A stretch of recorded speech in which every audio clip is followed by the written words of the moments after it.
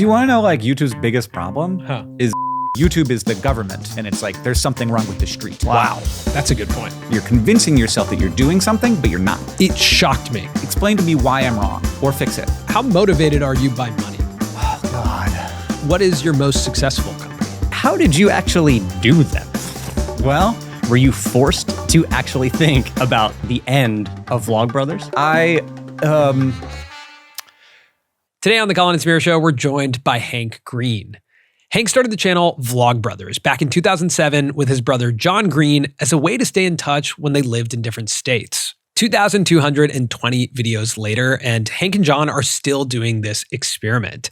It's allowed them to expand their creative endeavors and build companies like Complexly, which produces Crash Course and SciShow. Not to mention that he's a New York Times bestseller and also has like 8 million followers on TikTok. Most likely, if you hang out on the internet, Hank Green has explained something to you. Last year, Hank was diagnosed with a rare form of cancer called Hodgkin's lymphoma. And because Hank Green is Hank Green, he also wrote a comedy special throughout the experience, which Colin and I actually got to go see here in LA.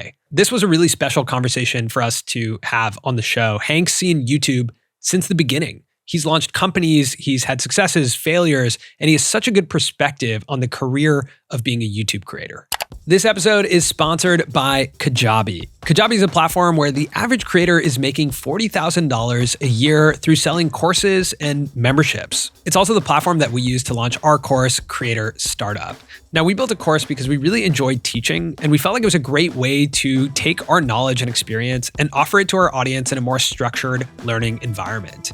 Creator Startup takes you through the 4 key pillars of building a creator business. And each module of the course comes with videos, worksheets, live sessions, and challenges that are all hosted on Kajabi. One of the best parts about launching a course on Kajabi is that it comes with a built-in community. So students can actually meet each other, ask questions, and chat about the curriculum. Kajabi is super easy and intuitive to use. From the templates we use to design the course to the built-in email marketing that we use to sell the course, it allowed Colin and I to focus fully on the curriculum and the content. So if you want to explore launching a course, right now Kajabi is offering a 30-day free trial. Just go to kajabi.com/Colin and Samir. The link is in our description.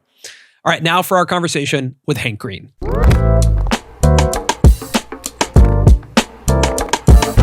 Hi, Hank. Welcome to the show. hello. What's happening? What are you doing in LA? This, other things like it, but I'm here because I'm doing a little stand-up comedy tour. Talking about cancer treatment in comedy form. Right. Okay. For an hour on stage. So the thought that I think all the time when I see your work, when I think about the things you do, even when I think about this trip to LA, is just how do you put out so much stuff? Even the fact that while you had cancer, you were continuing to put out work and wrote a comedy special during that time. Yeah. Yeah, I mean, I don't do this job because I need to. Yeah. You know, like I like like the question of what compels a person to create is weird, and you know, it probably has good fuels and bad fuels in there. But when I was sick, I remember I made a videos according to our normal schedule, you know, for Vlogbrothers, which is once a week, and I remember being really grateful for that, to like have a and it was physically easy, you know, like it's not a big drain on the body to push record on the camera and like do a thing for 15 minutes. And editing, obviously not super physically draining. But it just felt like, oh, like this is what I'm good at. I know how to do this. I will do this. And I will have done a thing. And it will feel like I'm still a human being living a life, you know? Because I think illness can be like that sometimes, where you're like, am I just ill? Like, is that my existence now? So to have some times when I was writing a blog post about gravitational waves or making a TikTok or making a YouTube video, it was like, I'm still doing the thing that I'm doing. I heard your brother John say that you don't think about the end of Vlogbrothers and a lot of what you do, and that he's the type of guy who asks himself, how much longer can I do this? How long is this going to last? And a lot of YouTube creators are going through that. Yeah. We ask ourselves that, of just, can this really last? How long is this going to go? When you were going through cancer, were you forced to actually think about potentially the end of Vlogbrothers? For sure. I mean, so like I assumed that I'd have to stop at some point during treatment. Like I just feel too bad. It never happened, in part because my cancer was so responsive that I didn't have to do as much treatment as we thought I might. But I also thought I'll get back to it, at some point. Like this isn't my last video. I don't like, ideally, when your last video is. Like that's, like if we take it out to the edge, it's very nice to be like, we're gonna stop doing, like maybe I'll make some stuff in the future, but like you don't just not upload one day, which does happen. Like people die of all kinds of things. But ideally, and you can think and process it. But like I've never been like a look forward very far person. Yeah, to me, it's actually not like I totally appreciate what you said around like, pressing record, filming, editing. The thing that I think about though is the writing. Yeah. Because when I think about you, I think about you as a writer. Oh, thank you. Because that means a lot to me. Because when I watch most people wouldn't, but when I watch some of your stuff, like I wrote some of the quotes down from a video about death, just while we're on the topic of mortality and cancer. You wrote some, you said these things, but in my mind, it's like I did write all those words down. You wrote all those words down before you say them, right? There's a point where you say, I'm getting to an age where I see clips of myself on the internet doing stuff I had no idea I did, which is really, for a YouTube creator, it hits home. It's a lot of deep empathy there. Mm-hmm. And then you say, are all the me's having experiences I've forgotten dead already? That's a profound line. You don't get that one without cancer, man. Like I hadn't had that feeling until I was closer. And I'm like, well, I'm the guy from high school. Like I'm that guy, but I'm also not that guy. And there's a lot of moments in my life that are gone now. And so I mean it's, this is a show about internet creation, but like life is a thing, and getting closer to the edge very much sort of made like what hit was like not what am I going to miss from science, which I thought I was going to be worried about. I was like, oh my God, like, moon landings and Mars missions and like fusion and whatever else, AI, like all this stuff is happening. I'm going to miss it. It was like, I'm going to miss my like adult son. It was like, how is Catherine and Oren going to do it without me, kind of stuff. Yeah. So like that was I wasn't worried about dying. I was worried about like not being around to do the work that I feel like I like am obligated to do and also love doing. But like, and the making of content actually is like when I could like crank out a quick TikTok and be like, that was a good one and people will like that. And also they'll be like, he's doing that while he has cancer. Or like to educate people about cancer while you're doing it, to become the science story, it just felt like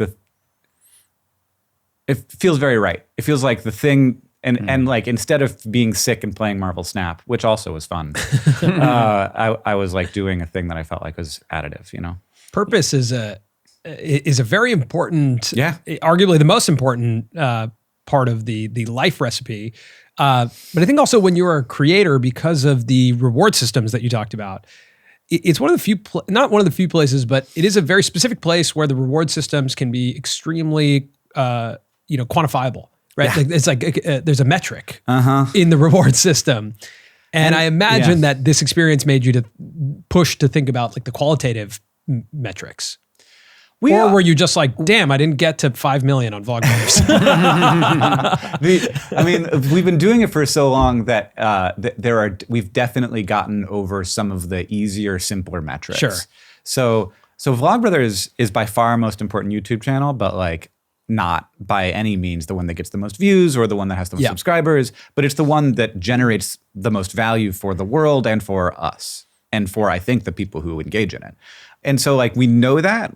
Like it was like, that isn't like I have to remember that even though it only has 3 million subscribers and not like the 15 million that Crash Course has, that like it's the reason that we could do Crash Course or could do VidCon or could do SciShow. All these things are like, we could only launch from that platform of like, a real strong community. I don't have to remind myself of that. Like that's in there. We've also been doing it for, 17, 18 years now. And oh God. Yeah, it's a long time. We've got fans who were not born when we started the show. Wow. The show. I don't know what are things. So like that's always been obvious to me. So that wasn't new. But the finite number of hours I have to work or to do anything is a little new. Yeah. I'm not. John is pretty obsessed with mortality, and I wasn't, and now I am too. Like, if you want to like really get in touch with your mortality, don't. Like, it's not better. Don't do it. Wow.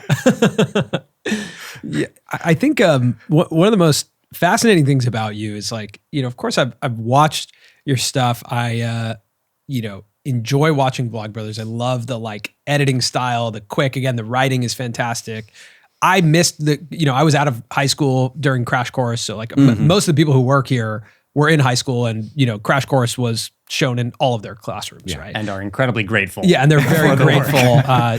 Someone here yesterday told us they got a 5 in their AP class because of you. I didn't even remember that was the scoring metric of an AP class. But I didn't take any AP classes. One of the things that shocked me, we make these research documents before a guest comes in, and yours was the longest by probably double or triple because of the sheer amount of companies that you've started. And there's a great quote from your brother John where he said, if you give Hank Green 5 minutes, he'll come back with a limited liability company. And I was just curious, this is a question that we ask a lot of different creators because I've struggled with it a lot, but I imagine you struggle with it. Yeah. How do you, who are you? How do you describe yourself today? Oh, like when people ask at a party? Yeah, like what? Like I usually say that I make educational videos. So I say like I make educational videos for teachers and students. Because the New York Times called you, the New York Times called you a novelist and longtime host of quirky YouTube educational videos. Sure, that sounds good. Yeah. Quirky YouTube educational Because you dropped the novelist at a party. I noticed you didn't use the word quirky in your description. He's a quirked up white who's coated with the sauce. There it is. I'll use that one. It's not untrue. I'm a quirky YouTube teacher. Yeah. What do you do? I don't tend to, because like I almost feel like novelist is too like kind of a brag. Totally. Yeah. It would be absurd. If I met someone at a party that said I'm a novelist, I would walk away. I'm going to meet someone else. Yeah. John's like, I wrote a few books. What do you do? I wrote some books. Oh, have anything I've read? And he's like, yeah, probably. But then if I tell you, we'll be talking about it. Yeah. It's like I also don't know all the books you've read, so I don't know if anything you've read. But like entrepreneur is not a part of that. I don't usually internet say entrepreneur. Entrepreneur, maybe? I definitely am. Yeah. Yeah. I think that was, again, I know it about you, but I think the depth of it was surprising to me looking into it. Yeah. I think what confuses me is I look at our career and I think, if I leave Samir for 5 minutes, he comes back with domains. Yeah. Right. Which is essentially like the step. Which is the precursor. It's a precursor to an LLC. To an LLC. My domain names is just a list of like, wow, I spent a lot of money on that idea that's never going to happen. Oh, yeah. And like collectively, we've also had many ideas. Yeah. We own a lot of domains. We've made a lot of logos for companies that will never see the light of day. That's my favorite activity. But when I look at you, I'm like, how did you actually do them? Yeah. Well, I'm older than you. So give yourself time. Give us time. Yeah. We could activate any of these domains at any moment. Yeah. I mean, it's. I think to some extent it is really there's a foolishness to it to believe that like with all the stuff I'm currently doing that it's a good idea to start something new, which I now have grown out of a little bit, largely due to requests from people in my life. Sure. Yeah. There was this, you guys must know who Zay Frank is.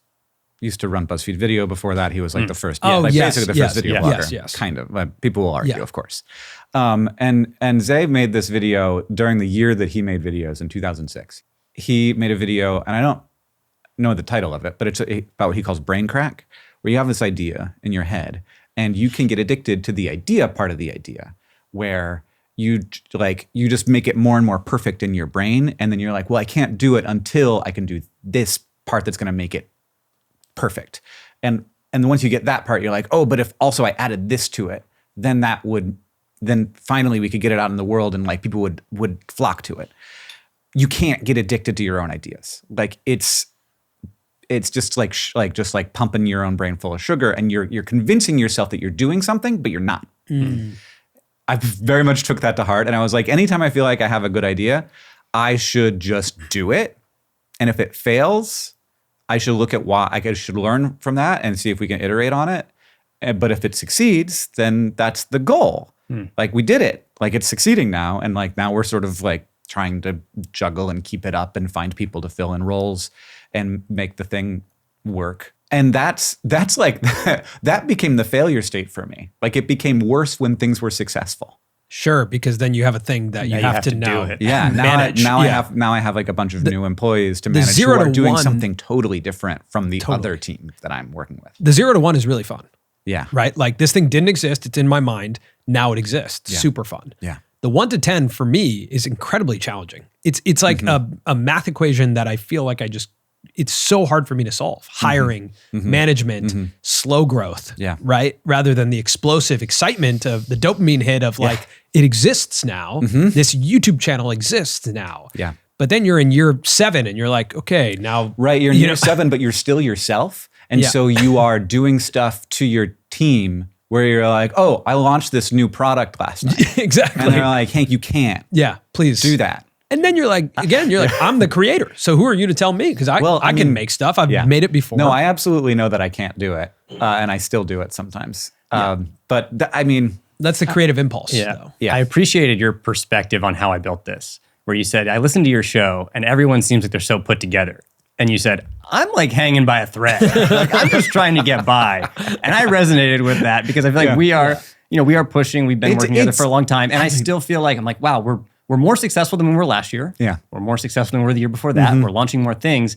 But I still don't necessarily have this feeling of like, I have it all put together. I have a huge problem with how I built this, in that it seems like all of the people are lying. Of course, it's like telling the story of a 20-year history of a company, and so you're glossing over all of the hard parts. Yeah. But like, I want there to be a podcast that's just about the hard parts. It that's might be like, that. I didn't know how to go to market in this. Like, I was a total mess, and I still am. With Hank Green. But that episode was titled Complexly. And I'll tell you that when I first listened to that episode, I didn't know what Complexly was. And it's a company that you were the CEO of for a very long time until last year. Yeah. I'm curious if you can explain that, because again, I thought it was interesting. That was the title of the episode when I imagined it would be Hank and John Green. It was Complexly. Yeah, I mean, Complexly is the company that makes Crash Course and SciShow and a bunch of other shows. Journey to the Microcosmos, Eons, Bizarre Beasts. They're all like educational shows. The idea of the company is get good information into people's heads in every way we can. Like all of the media and platforms we can imagine, which is mostly YouTube right now, but also podcasts. And we're working on some, I don't know if I can say, but I can. We'd like to have print involved in that in some way or another. I don't know. Print's back, I don't know baby. whether we're working on it or not. You're not the CEO anymore. But we'd love for that to happen.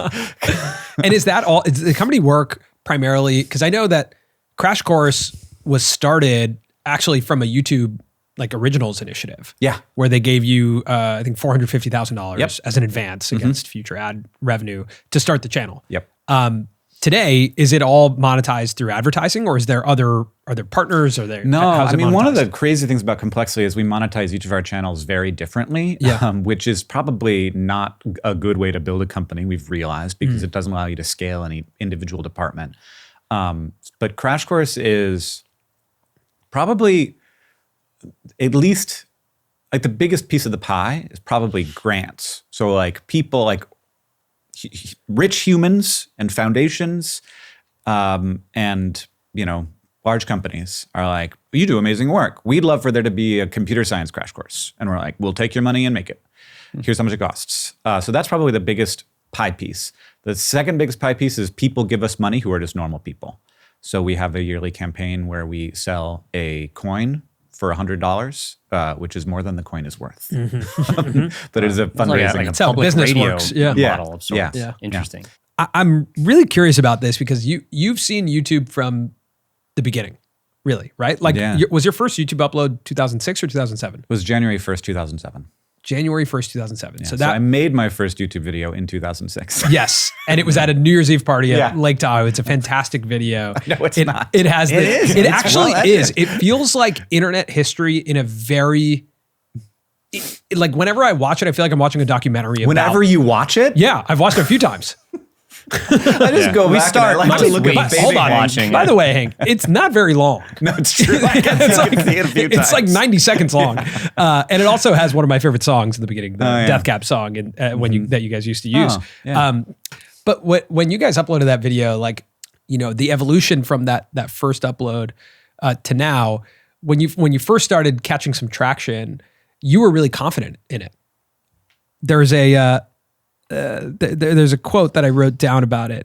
I sort of believed intrinsically that despite all the evidence that YouTube was a big deal and I wanted to put all of myself and all of my energy into this thing.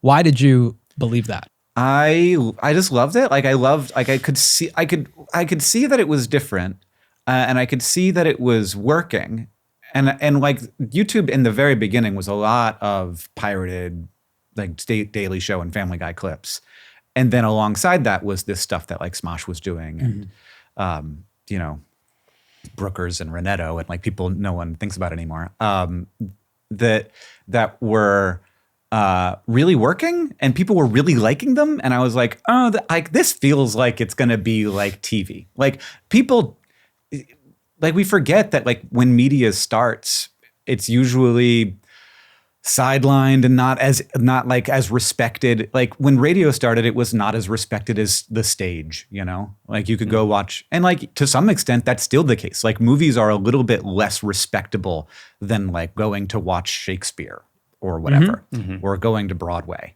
So like to be there for the beginning of a thing is very exciting. And that was much more interesting to me. And I did like feel, and I feel very vindicated in this. I've made a lot of bad predictions in my life, but like I felt from the beginning, like someday there will be museums about this.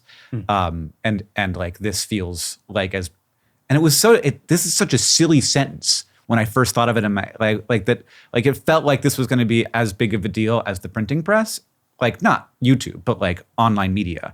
And that seemed so silly. And now we're like, oh, it probably is. And that's probably fucking terrifying rather than really exciting, because it turns out the printing press really sort of fucked things up for a while. And there were like hundreds of years of religious wars about it because all the power structures got fractured, which ultimately was good, but in the short term was messy and dangerous.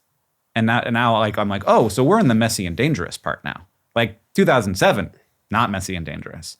2024, very messy and dangerous, it feels like.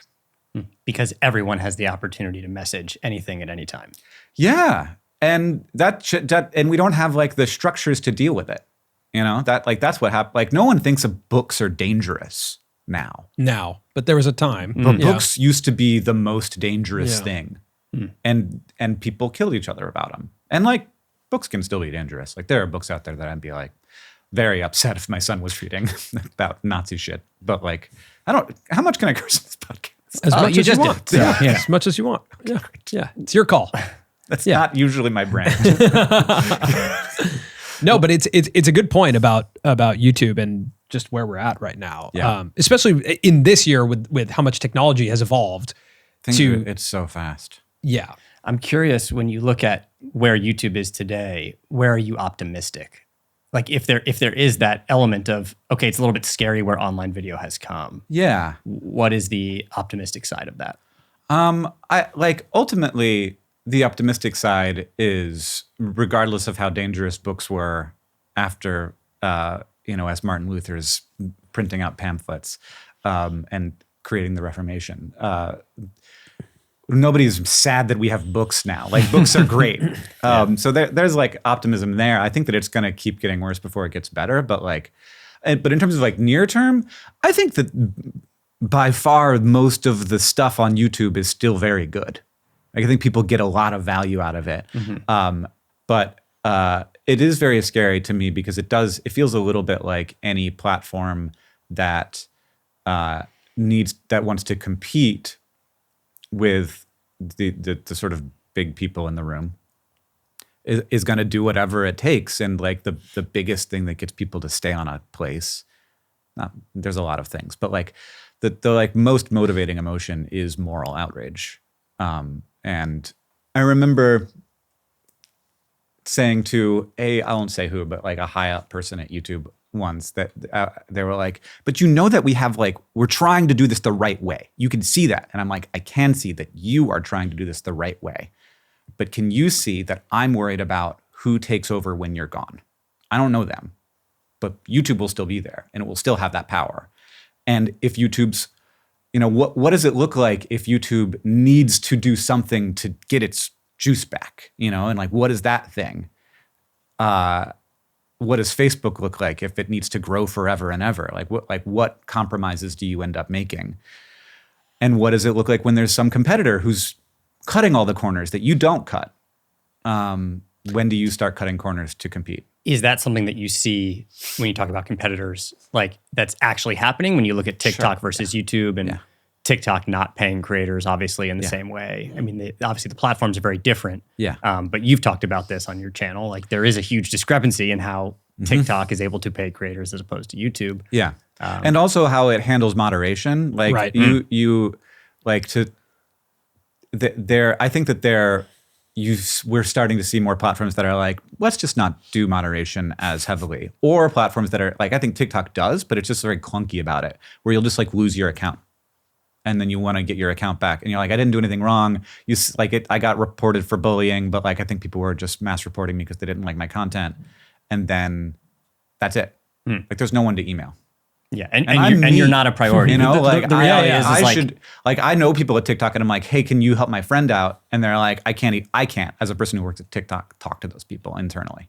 And if you work at TikTok and you want to say, Hank, you shouldn't have said that, email me because I got some people who like their accounts back. But I think one of the most challenging things about TikTok, and actually I guess just all these platforms, is that they're video platforms and the highest engaged video wins. Yeah. Right. And that's a challenge as we. Right. But the question is, should it be that way? Because I think that all these platforms to some extent are saying like, okay, well, we do want people to be, to have a positive experience as well. Sure. And we can make that decision.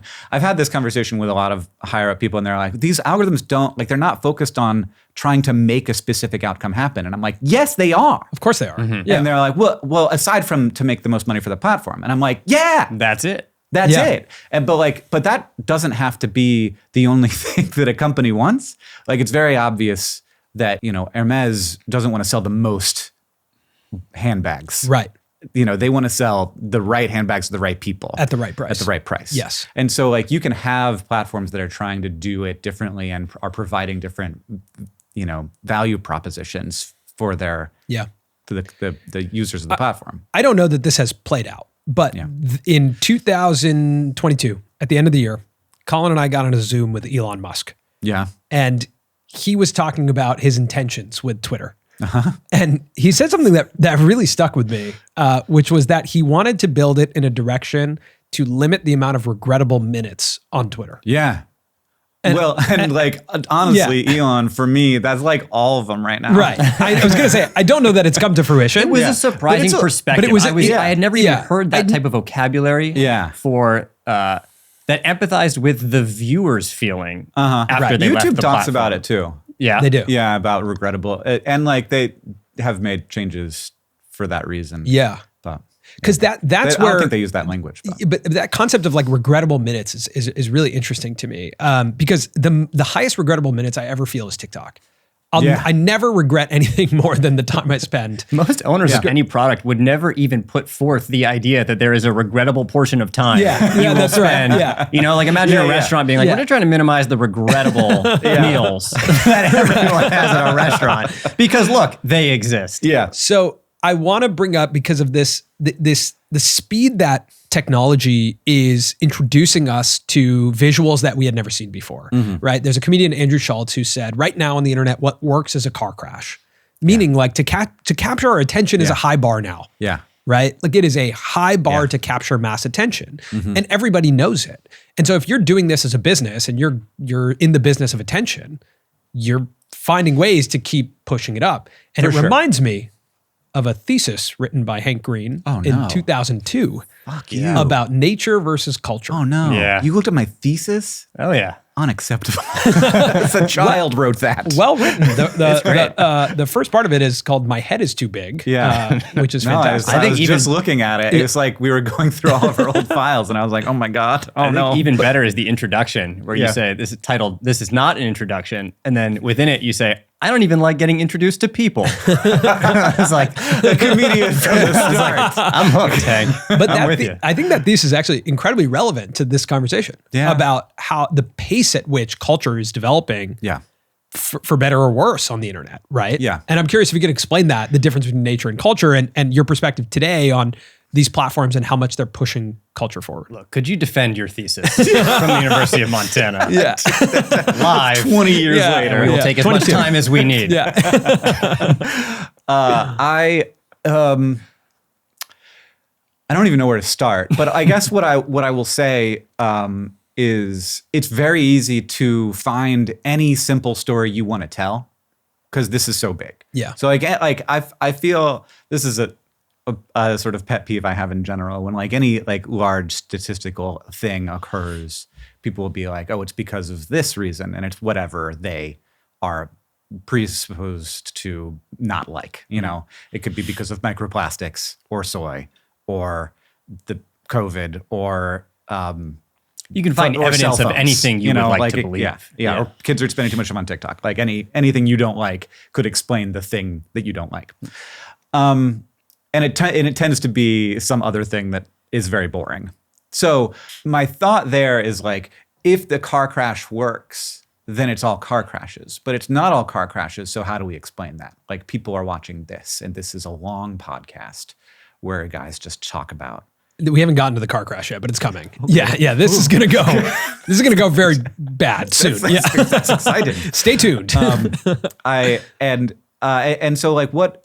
And the thing that I have seen over and over again is that creators who make the sort of like attention grab content, like they have to quickly pivot to something else or they have a very short life. And what's that about? What that's about is that we still want to be connected to humans. And I have a worry about parasocial relationships as replacement for social relationships. Like, I think it's fine for it to exist, but I think that it exists alongside, real life and real world connections. But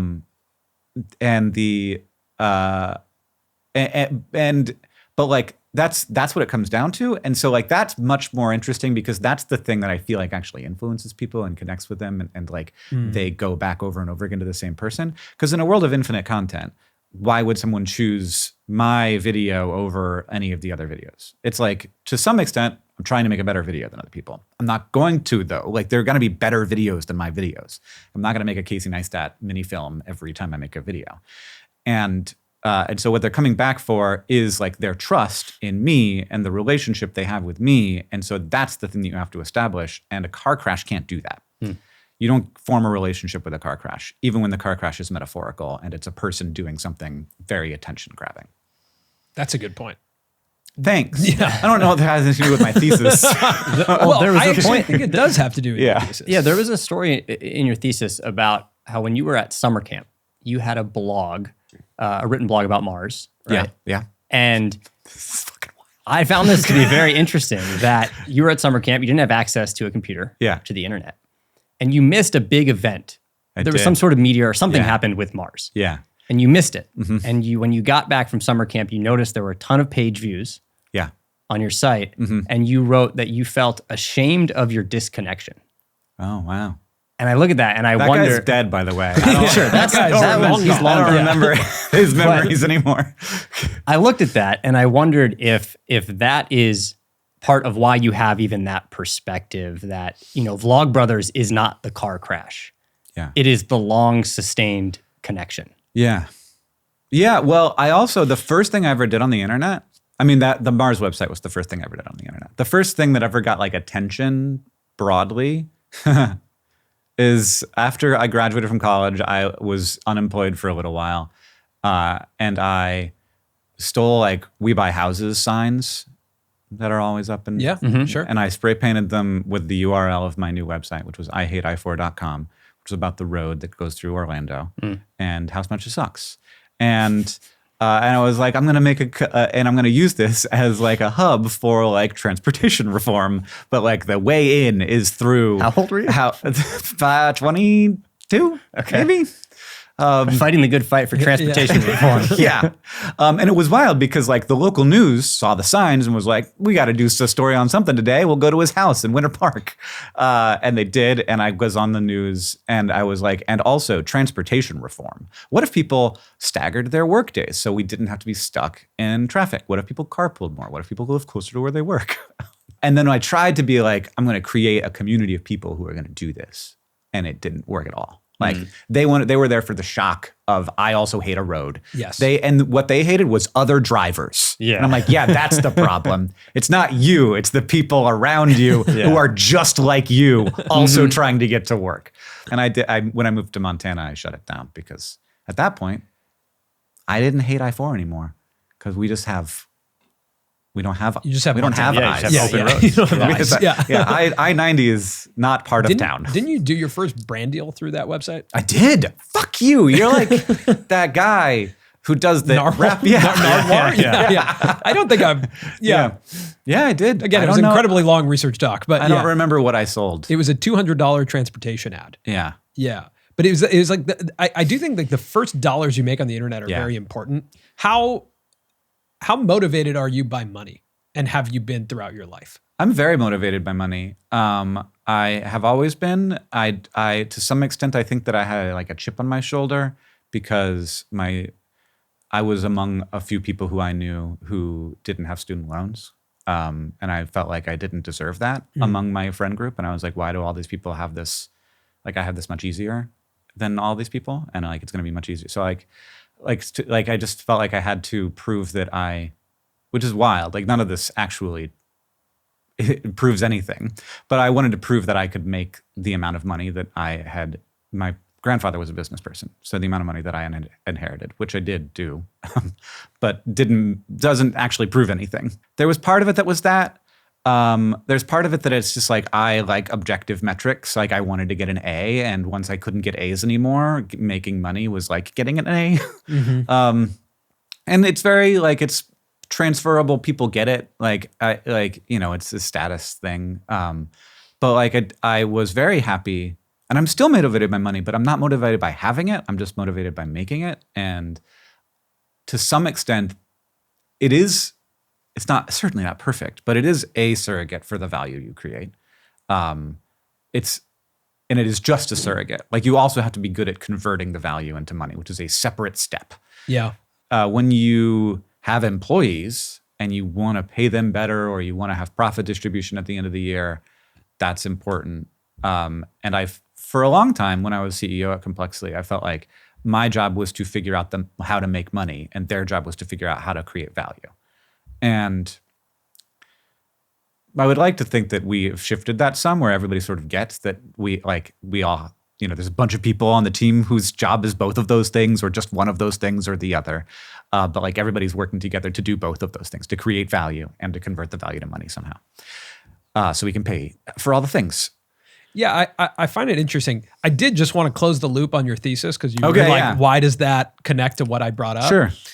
It's primarily because I think that the nature of humans is that we have valued the ability to communicate, and also like the ability to communicate typically led to like a leader of a tribe and status within this tribal community that is a natural state of being to us, and that has materialized on YouTube, right? Yeah. Like you are a tribe leader with what you've built, and that is a highly valued thing in human nature. For sure. We just had a conversation with Dr. Peter Attia, and he's super knowledgeable. Yeah. But additionally, he's an incredible communicator.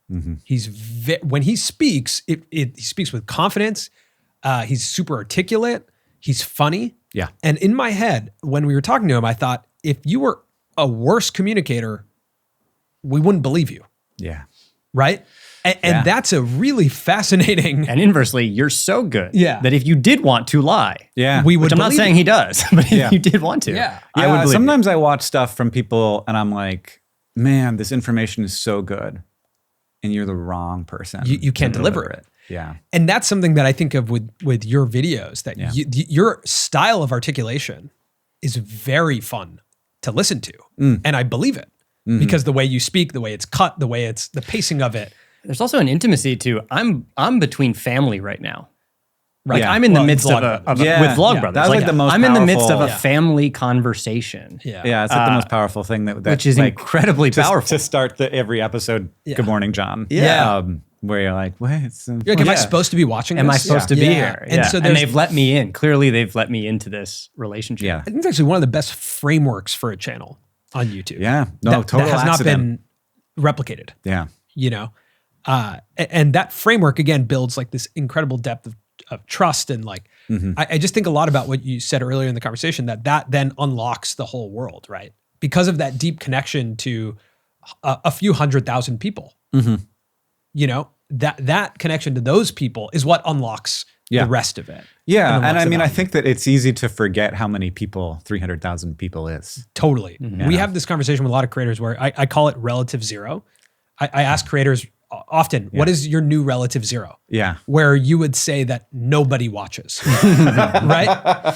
Because I had this conversation with nobody watched that one. It was only 120,000 views. Yeah, for some people it's 1 million. I asked this question to Mr. Beast. Yeah.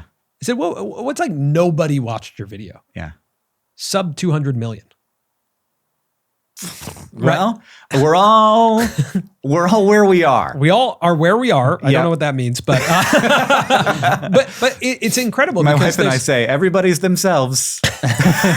Sure. But to have this relative zero, like for you, there's a relative zero to Vlog Brothers, right? Yeah. Which would be I mean, if we were 90,000 people, like 80,000, I'd be like, what the hell happened? 80,000 is nobody watched that one. Yeah. 80,000 human beings listened to you.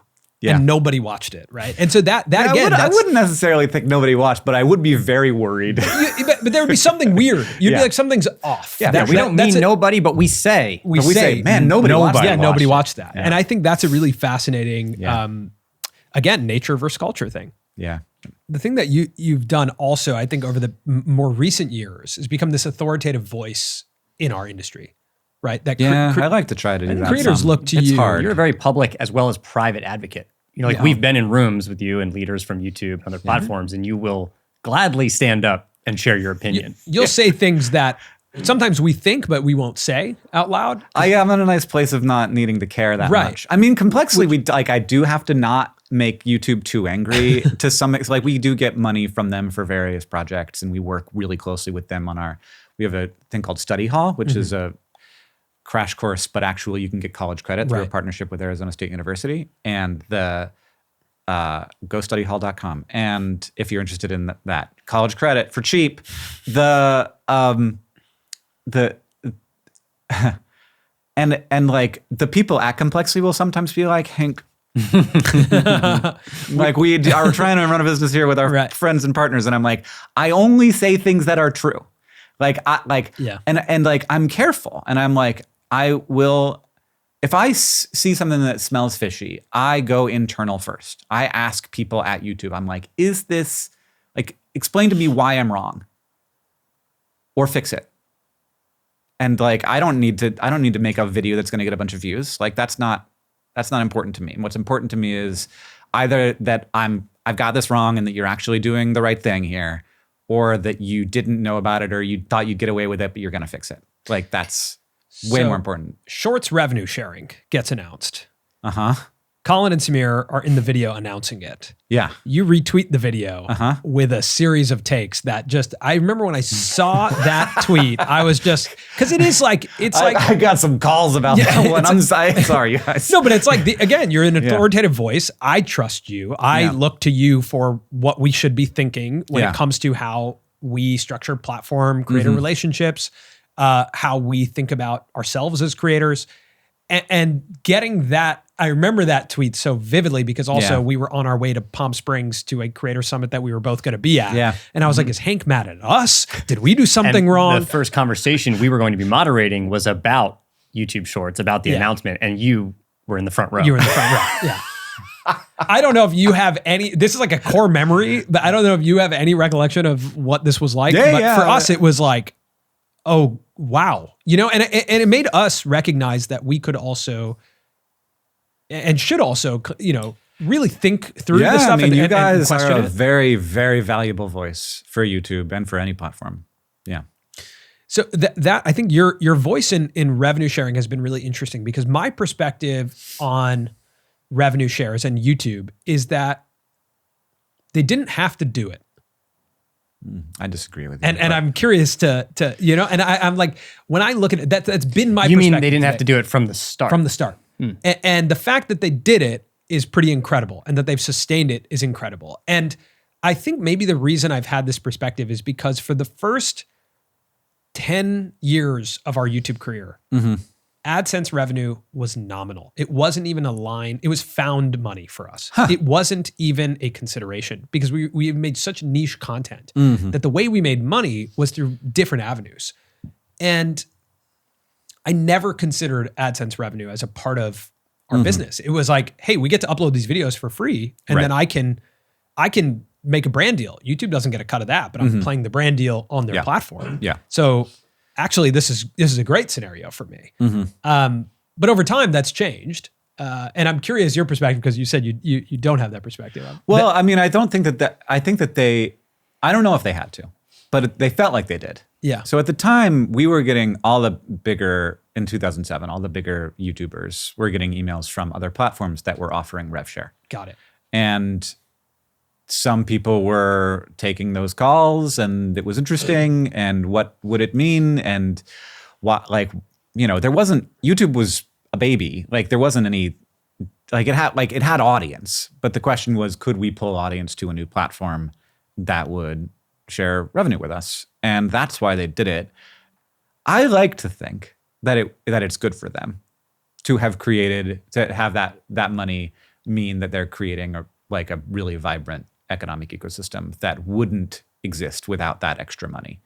And for sure, like, most creators who are our size do not make most of their money from AdSense, but you make a lot of money from AdSense. Like, it's real money. Yeah, sometimes I look at it and I'm like, this is crazy that we just upload videos and then we get this check, because additionally, it's like, we don't talk to the advertisers. No. We don't do any work. We don't go back and forth. YouTube does all that work. They do all the work. And that's pretty impressive. Yeah. And the impact of the library over time is unlike anything I've ever seen. Yeah. Yeah, depending on the kind of library, you guys have a great long form, the fact that there are some creators who are putting in work now that will actually pay them back if they choose to stop. Yeah. For a period of time is pretty impactful. Yeah. Yeah, we've closed channels down and they just make money. Right. Just sit there making money. I mean, not a lot, not as much as when they were active, but people watch those old videos. I do think what's interesting right now is that there are creators who are at a point where they have grown to such a degree and have such an affinity with their audience that they now can go to a different platform where they have their own platform. Like, you look at the Dude Perfect app, or even Nebula as a different option, Dropout. There are these OTT platforms coming up where actually they are succeeding and they are working, and those creators are taking the lion's share of the revenue. Oh yeah. Like that to me feels like a very new shift. I think that's where it's working. One of the 2 or 3 biggest stories in the creator economy right now, and I think it's very exciting. The opportunity is, well, here's the thing. So I think it's all about the story of digital media is about fracturing. Like, you fracture fame. Like, there's never going to be, will there ever be a Brad Pitt again? Will we ever be as focused on a celebrity? Or will it be just sort of bits and pieces all over the place? With the music industry, I think the music industry is a much better analog. Agreed.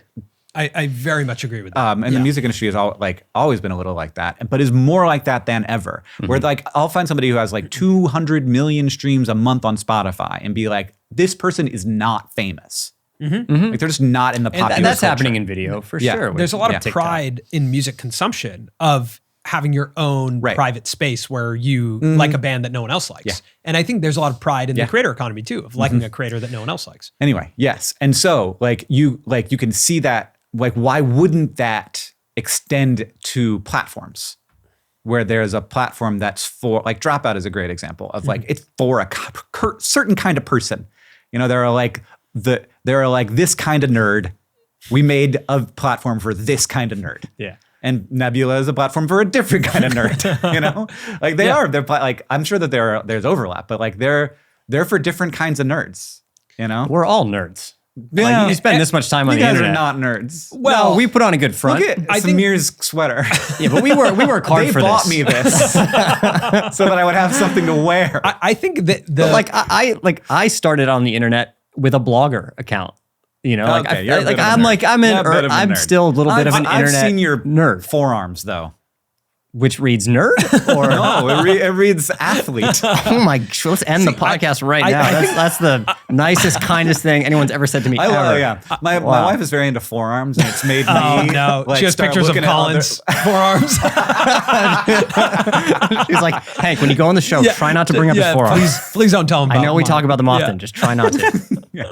It's made me more aware of forearms. I actually think that is what connected Colin and I, is that we were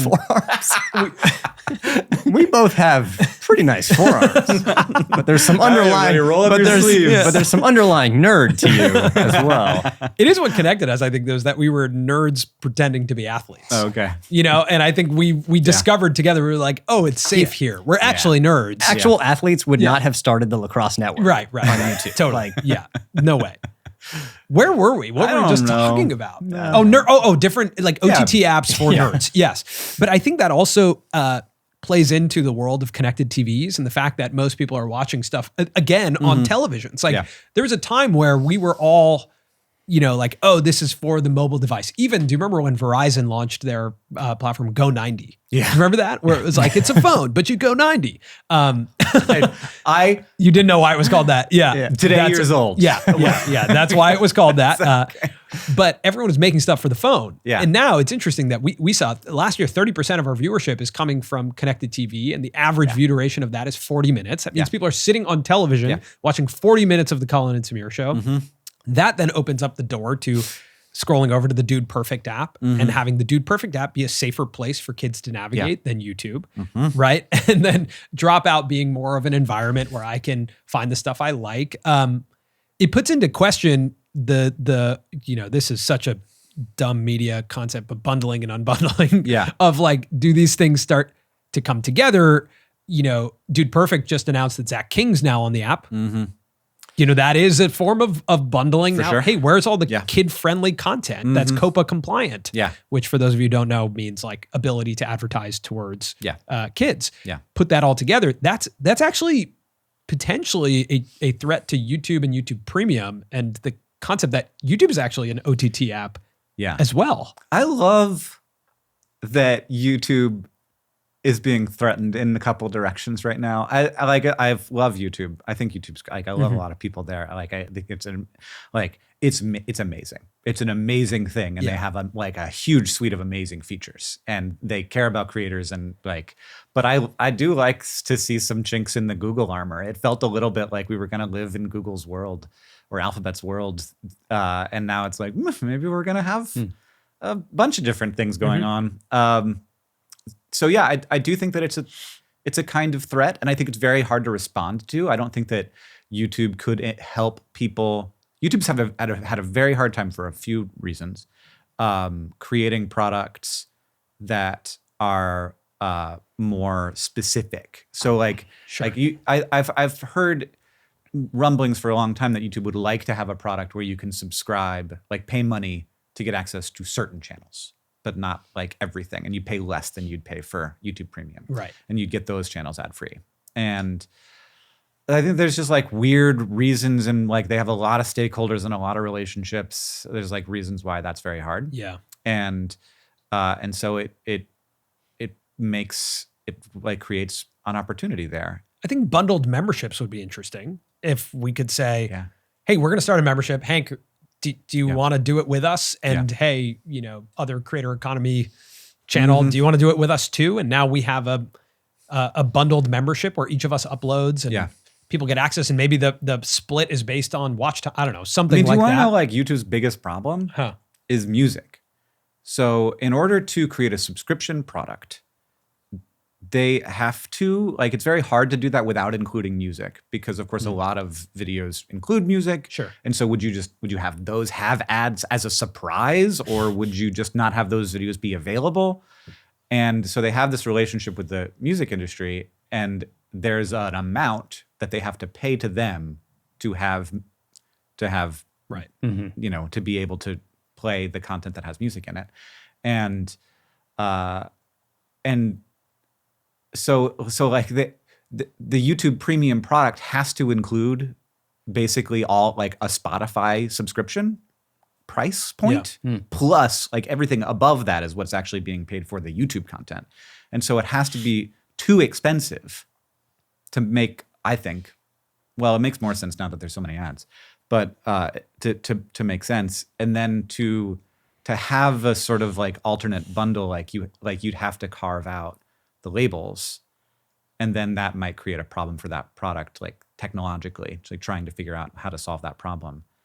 I wonder how valuable YouTube even wants YouTube Premium or some potential bundling type of subscription to be, in order to protect the advertising business and keep that moving. Yeah, no, I think they're going to have to start raising the price of premium because the advertising business is so good. Yeah. Interesting.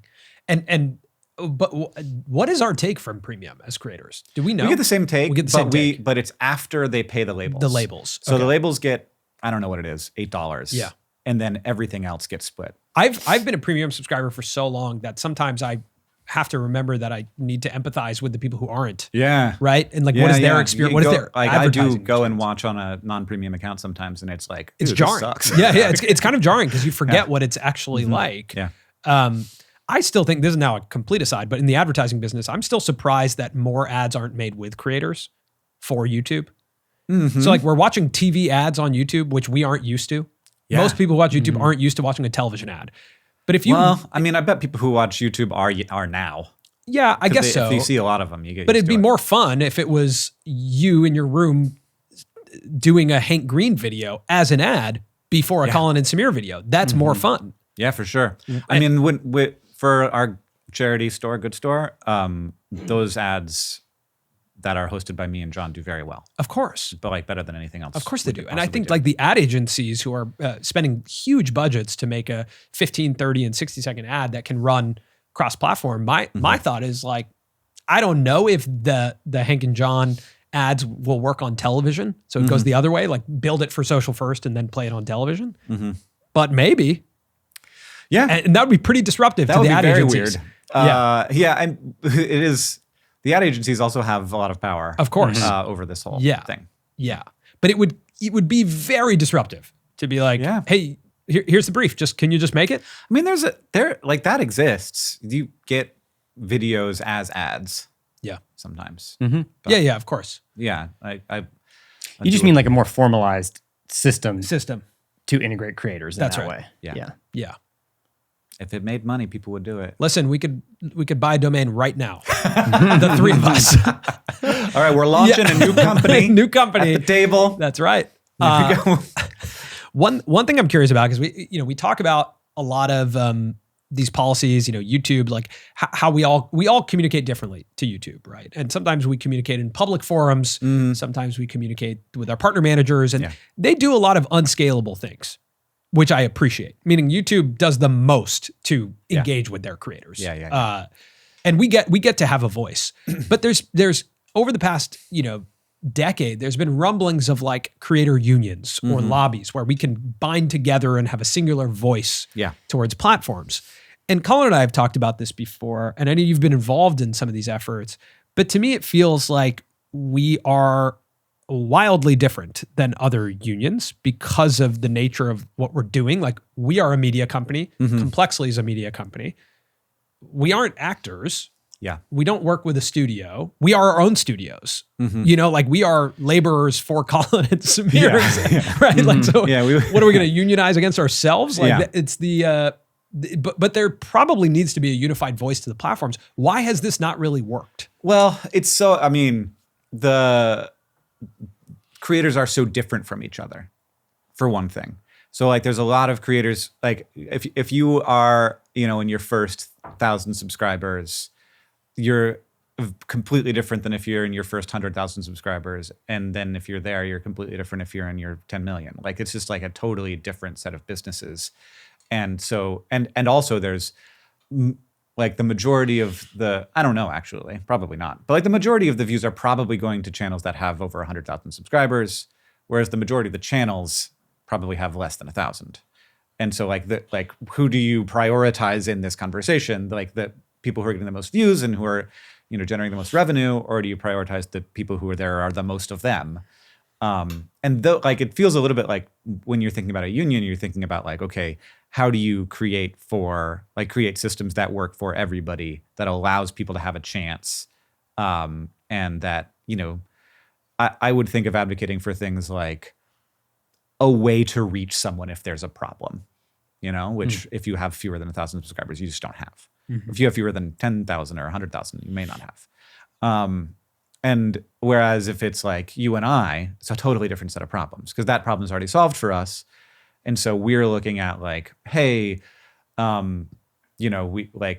want to do this new project, or hey, like big, or we don't like the ad, how you're going to share revenue on shorts. We think you should do that differently.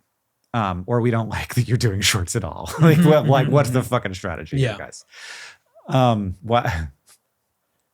Which I'd love to talk to you guys about. Let's do it. Yeah. But yeah, so I think that they're like, that's a problem.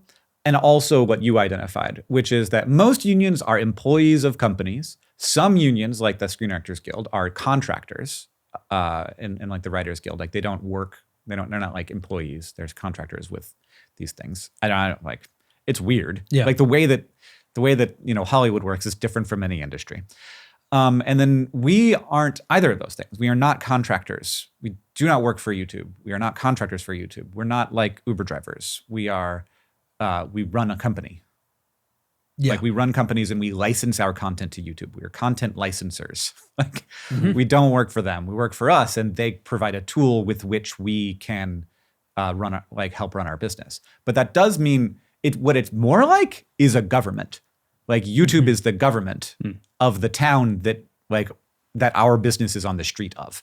And it's like, there's something wrong with the street, and you talk to the government about it. Like Neil is the president of or the mayor of YouTube. And we pay taxes in some sort of way. We pay taxes to YouTube, and YouTube helps us, and like the town provides services for, and like that's like the close, which is weird because of course we did not elect Neil Mohan, but it like somebody did, and at he least kind of works for the shareholders. He didn't like inherit it, so that's good.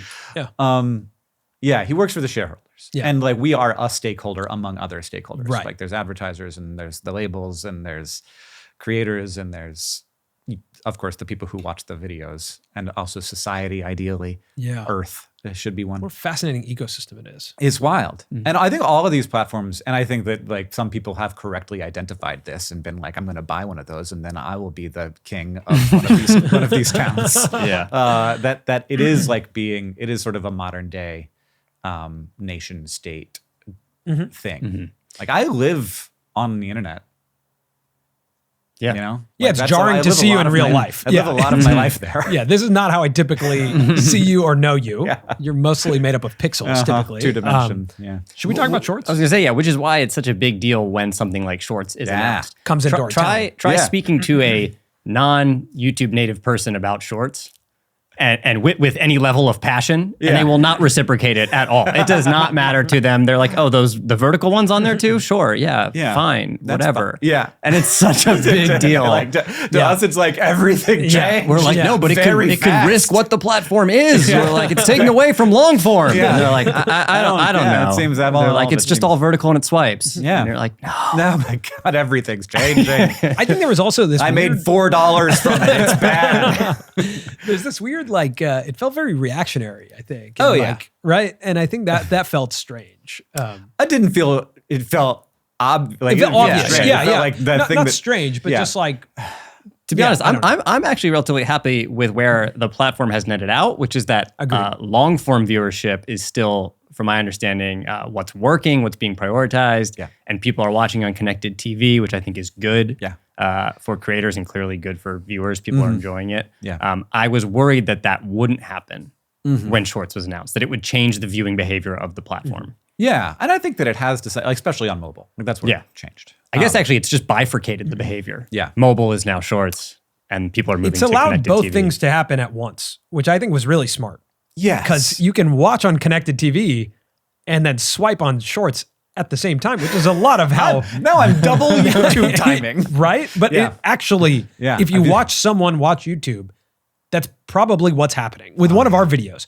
40 minutes is on the TV. I'm watching and I'm watching Shorts. But you're watching Shorts sweeping while it's happening. And like, there's got to be something better than Colin and Samir on here somewhere. It also means that the people, so like TikTok has a problem of people build an audience on TikTok and then it's like, what do you do? Right. Like you try to get them to YouTube or to a podcast or somewhere you can actually have a deeper relationship and have like a direct connection instead of just like one day you never show up on their feed again, which is how TikTok works, you know? And if you're not capturing, if you're not getting spiced by the algorithm for some reason. If you're not doing something on TikTok. Yeah. So I mean, it seems like obviously they had to do it, is what it seems like to me. Like they aren't going to let themselves get like blockbustered by TikTok and just be like, oh, I guess we'll just lose market share. You know, they had to fight for it. And then but they also had to launch a product that wasn't ready, felt like to me. And I remember when they were launching Shorts, it was like, you have to put the hashtag Shorts in the video so that it'll know it's a short. And I'm like, wow, you guys are hacking right now. Right. That I've always empathized with, actually, with tech platforms. I actually always appreciate when something gets shipped and I'm like, oh, wow. Yeah. You are operating. You're not too dissimilar to us. Yeah. Putting the hashtag Shorts is fine, but like not knowing what the algorithm's going to do before you launch it is a little scary. Like what it's going to do. Rabbit holes am I going to get driven down? And I immediately did. Where I was like, Neil, buddy, I got to alt-right man spaces real fast from rocket ships. Like that shouldn't be a direct, like rocket ships should go to rocket ships, my man. Yeah. Okay. Yeah. Yeah. Well, but that was early. Yeah. And that's been worked on. Rocket ships do have some correlation now. I know. But if you do the math, you're like, okay, that's pretty quick. I can see it. On the note of like fractured fame and fractured, affinity even. Yeah. VidCon, which is your baby. Yeah. You created VidCon. Yeah. In the past few years has been a very different experience. I think largely because of short form content. Yeah. Because, we will walk around VidCon and we'll meet someone and be like, oh, great to meet you. And then we'll look them up and they'll have 11 million followers on TikTok. And it's like, I didn't know that person. And they can just walk through the convention hall. Yeah. Because some people know who they are. Yeah. But some people have no idea. Yeah. And so what we realized in probably 2 VidCons ago was like, everybody's famous now. The person watching us has more subscribers than us. Yeah. Could be. Yeah. And it's like, even on YouTube, it's very hard to know. Like I running around all the time, running across really great creators I've never heard of who have more subscribers than me. I'm like, wow. Yeah. Like, when did you start doing this and how are you so good at it? But it's a very different game now. But I love that. But it does make it hard to run a conference. Luckily, I don't have to do that anymore. Right. But it's very hard to try and like when we started, it was like YouTube is a community and everybody knows each other. And now it's like trying to make a conference for music. And again, there was clear tribe leaders. It's very different than 2017 when Logan Paul is running into the fountain and like hordes of people are following him and Casey is doing his own meetup and people are showing up there. And it was clear as people were walking throughout the convention, there's those tribe leaders. There was almost like a hierarchy. Right? That was like, okay, here's the really popular creators and they're the cornerstones of this, right? And then there's, like a Coachella poster. Yeah. You can't have that really anymore. You can still, but less. Yeah. And also like they're so different from each other. Like you don't go to Coachella and expect to see Tim McGraw and Rihanna, right? But that sometimes happens. Okay, maybe it does. I don't know because what you've got Coachella is Coachella like. and then Again, you've got It was Stagecoach. recently Yeah, that yeah. I've learned that it's pronounced Coachella. Right. Again, forearms. Yeah. No, yeah. That's when you have the forearms, you know Coachella. Yeah. Yeah, but there, you guys, I think that Coachella is nearby. It is. Okay. Yeah, it is, yeah. All right. All right. There you go. Good job. So you would know more. Yeah. It's but once you niche down at all, it gets very tricky. And I think also to some extent it's easier to get newer creators to want to come to VidCon because it might be their first VidCon as a featured creator. They might have been as a fan before. And whereas, some folks who have been those for a long time are like, I got a lot of work to do right now. Right. And I don't have that weekend to spend doing that. Do you have any thoughts on where the creator economy is heading and how it collides with Hollywood? Like how these two interact with each other? Oh God. I want them to stay separate for as long as possible. Hollywood is some mess. I have a lot of friends who are writers for TV mostly. And it sucks. It's like they work so hard on things. Like everybody is always working on something that's probably not going to get made. And YouTube is never like that. Like if you're working on it, you're going to upload it. Like even if it doesn't turn out that good, it's going up. Even if you're biting your teeth and oh, this wasn't it, you're still going to upload it. Yeah. It's still we spent money on this. Fine, it's going out. Yeah. I'll do better next week. We spent $500 on that already. Yeah. We got to upload. But I don't know. I think that the way that they're emerging is in these over-the-top platforms. So you see what Nebula's doing with originals, and that feels a little bit more like Netflix. But at the same time, it still has that how do we do this with a normal amount of money rather than try and make something cost $300 million and be like, this is going to be the biggest thing that'll ever exist. How do we make the best 20 to 30 minute piece of video with what we have? Yeah. I think that's their biggest struggle is that they've done things a certain way for a very long time where one camera is operated by 4 people. Yeah. And Jenna Marbles with the MacBook. Yeah. And that was compelling content. Yeah. And so we value how to connect with people more than we value the other pieces of the puzzle. Yeah. And those are different value systems. Mm-hmm. Your production cost to make Vlogbrothers makes money. Vlogbrothers makes money, because it's free to make. Yeah, I think you think about the revenue creation is one thing, but actually just that our production costs are so low, and the concept of being a creator is that your production costs essentially remain the same. Yeah, if not, they increase very little over time, unless you're making Mr. Beast videos or something like that. But your revenue exponentially increases, and your audience exponentially increases. And so that margin, if it works, that's what happens. Mm-hmm. And the production cost does not necessarily trail up with the revenue. And Complexly shows started with money because of that YouTube original deal. Which was tricky. They started at a standard. I think one of the best things that ever happened to us with Lacrosse Network is you tried to get that money. I tried. I tried to get that YouTube money. And it was right after. It was immediately after, and they were like, also, I think our idea was so niche, and we were not trusted 21-year-olds. But there were other sports networks. Yeah, there was other on YouTube sports that were getting funding. But they were all Hollywood production companies. They were all Hollywood production companies. And I came with a pitch showing that each of our videos would cost between $4,000 and $5,000. Yeah. To make, because I went to film school, and I was like, "This is the budget. Here's the below the line people, the above the line. Here's all this jargon for you." Yeah. And they looked at me. It was in San Bruno, and they looked at me and they were like, "The only way that this will work for you is if this costs $0 to make." So figure out the $0 budget. Yeah. Yep. They were like, "Figure out how this costs you $0." That's great advice. But costs you time. I think it's one of the best things that ever happened to that company. For sure. It's the only reason it succeeded is because we had a methodology that was like, if we spend any money. I'm just looking to see if you can see the Lacrosse Network play button behind you. There. It's there. Yeah. It's the old one. It's the really old one. Yeah. But the only way that worked is because it was like, we sat together and we were like, so what do we make that costs us $0? Yeah. And we had that system all the way until the company was acquired. Which makes it that much more amazing, actually, what Complexly has done and been able to sustain. That transition was really hard to go. So SciShow and Crash Course both got $450,000 to start. Oh, each? Yeah. Wow. Oh, wow. Yeah. So that's a lot of money. Yeah. And so we like hired to make those shows. And by the end of the first year, we were making enough money. We would have been making enough money to pay for the company to exist if we weren't paying to repay the money, which we were. And so YouTube basically forgave our loan. Oh, wow. Yeah, so that we could keep doing it.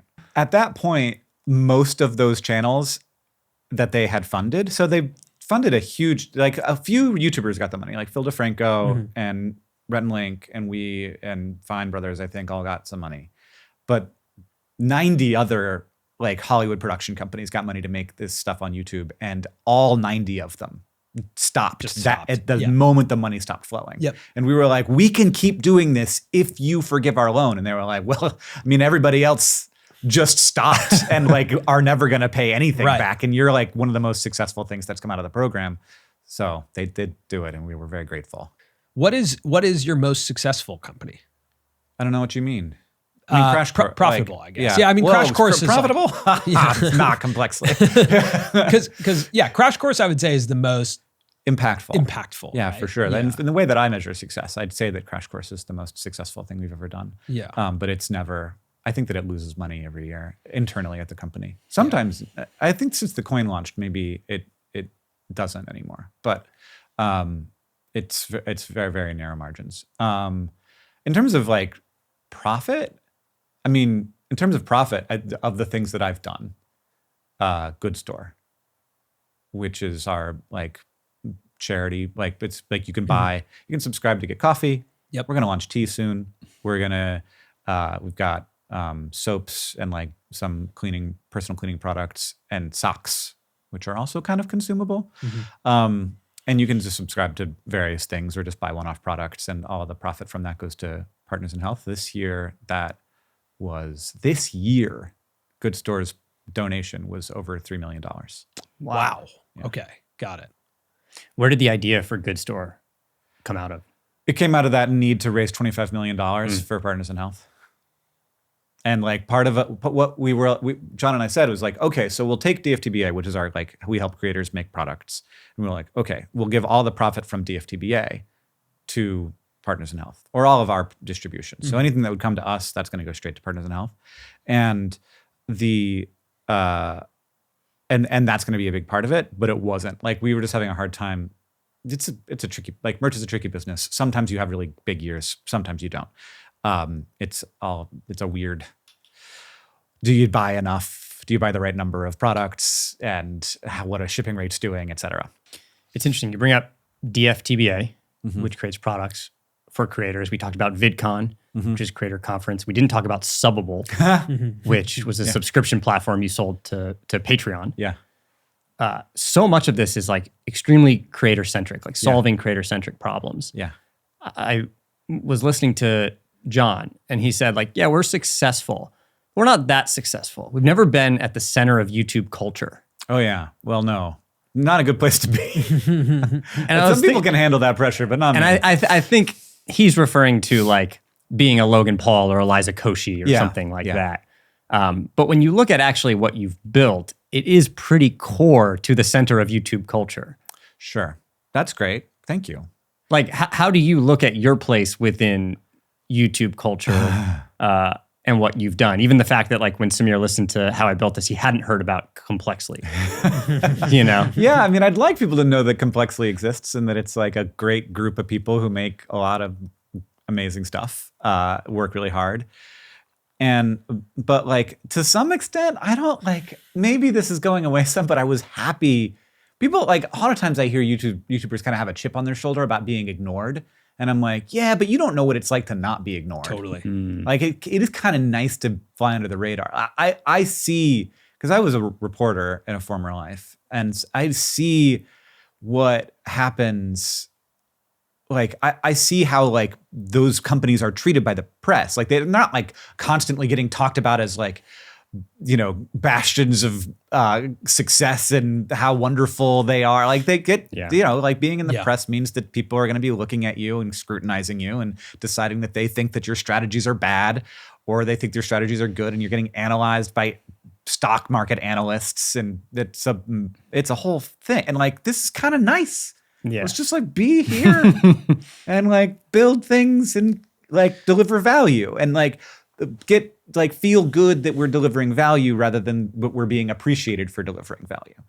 You've had this like really cool gradual. I mean, you guys, early Vlogbrothers, there's some videos that have 10, like in the 10 plus million views. You had some pops, mostly about giraffes. Yeah. But yeah. that was big on YouTube for a while. Giraffe love was big at a moment. Don't try it now. I don't think it'll work. But that's a problem. Or maybe try it now. I don't know. Try it now. I could bring it back. But I do, like, I've always craved that level of connection that you and John have, where you're able to just deliver to a camera on a consistent basis. Like, that's YouTube. Yeah. And I think that gradual nature over a decade plus, almost 2 decades now, is incredible and very aspirational. And I'm curious your perspective on how creators sustain, because we're now at a point of retirement, right? Matt Pat retired. Tom Scott is kind of taking a step back. Yeah. A lot of creators have said, like, look, I think I want to take a step back. And it does require, to do YouTube right, it requires a lot of you. Yeah. It requires almost all of you. There's a quote in the Yes Theory book where Matt, who stepped away from Yes Theory, said, for it to work, it requires your constant obsessive attention. And I think that's the thing that kind of drains you and is unsustainable for decades and decades. And we haven't seen it yet. You're one of the few cases where we've seen like, oh wait, you can do this for a long time? Yeah. What do you think the equation is to do it for that long? Well, I mean, I don't know, man. People have a lot of ideas about like the right way to have like to find success, and I'm like, I am so sorry. My advice to you is to be me. Like I don't know what's wrong with me, but like I am not like I don't burn out very easily. I think I have like there's reasons why I don't burn out easily. Like I think that my fuels are pretty clean burning. Like I'm not being driven by and I think that this is why I could never come up on YouTube today, but I'm not, this is going to sound incorrect. I'm not that ambitious. I am absolutely a very hard worker, and I don't ever buy it when anybody who has a lot of success doing this job says, it was just luck. I'm like, it wasn't luck. You worked very hard. Like you found a way, you found a thing, and you fucking hammered at it. Right. And like, I know you did, and I don't even have to look, but if I look, I will find that you did. So I'm a very hard worker, but I'm not that ambitious. Like but I'm driven by like doing weird things and trying things that are different. And this is a great place for that, because usually what people do is they look at a new medium and they film the play. They're like, we're going to make movies now. And the movie is going to be, we've got a camera, we're going to point it at the play. And the actors are going to act on the stage. And that will be a movie. But like that's not what it turned out movies were. Movies turned out to be a totally different thing. And you could do a bunch of things that you couldn't do with plays. And that took forever to figure out. That's the interesting place to be, is like the space where you're trying to figure out like, okay, we've got TV, we've got video, we've got music, we got radio, we got all this stuff. What's it look like now? What's it look like when tools are cheaper, when distribution is level, when it's many to many? What does it look like now? And that like just like being in there is extreme. Like it's so sparkly in the brain, and that's what's driving me. That's a pretty pure place to be, and I think part of that I would imagine comes from what YouTube was like when you started. Yeah, you are somewhat similar to maybe the first people to start skateboarding. You know what I mean? Like they're just exploring. I'll take it. There's like Tony Hawk. Like there's no money. There's no money. You're starting, there's no money. Like you don't know what you can do with this. No board. one thinks you're cool. At the very beginning. Yeah. Like someone did a kickflip and they were like, "That was impossible." Like there's literally a trick called an impossible that everybody can do now. Right. Exactly. Yeah. Like you started in that place where all that mattered was that doing something different, experimenting. Yeah. And that is what hooked you on it. Where I imagine there are people who are starting today with different context for the platform and are like, oh, this is a place for money. This is a place for fame. This is a place for business building. Well, you also did all that. You can't do it unless you are really driven now. Like we weren't focused on, like we loved to get views, of course, in the beginning. Like that's obviously like exciting. But we didn't have a lot of competition. Like people were like, oh, look, they edited. You know, like Smosh started doing lip syncs, right? You know, and like is still out there because they iterated. They were interested in what was possible with the format, and or with the tools that we had. Like, what can you create? And like I feel like online media creates genres as fast as that we used to create shows. Like there is a new genre of content as often as there used to be like a new show on TV. Yeah. I'm sure it's not often, but when you're in a room with Rhett and Link and Smosh and some of these people who've been on YouTube since 2006, yeah, what are the conversations that you're having? I imagine there's these like yearly meetings where it's like YouTube legends around a table. The elder statesman. The elder statesman. That would be wonderful. Yeah. But I mean, we mostly talk about what's going on now. You know, like it would be very fun to reminisce, but like there's so much happening right now. It's like, how are you guys responding to this? It's like this conversation. Yeah. It's not what I had in mind. Sorry. But fine, Hank. Do you remember the first moment, or was it more gradual? Was there a moment of like validation for you early on of like, oh, this is a thing? Yeah. I mean, there were a bunch. I did music that first year. I'd like every Wednesday. So it would be every 2 weeks because we traded off days. Every time I had a Wednesday, I would release a song, which is a wild thought because at that moment I was like learning to play guitar. Yeah, that's crazy. And the second one I did, like, went kind of viral. I mean, at that time, absolutely viral. Like, it got 10 times, 100 times more views than any of our videos ever had before. And in particular, it got like good views. Like, it was about Harry Potter. And so it was like Harry Potter fans were all like sharing it around and watching it and talking about it. And so it was like being invited into a supportive fandom and also like having that fandom come over and be like part of our fandom, part of our community. And that I was like, whew.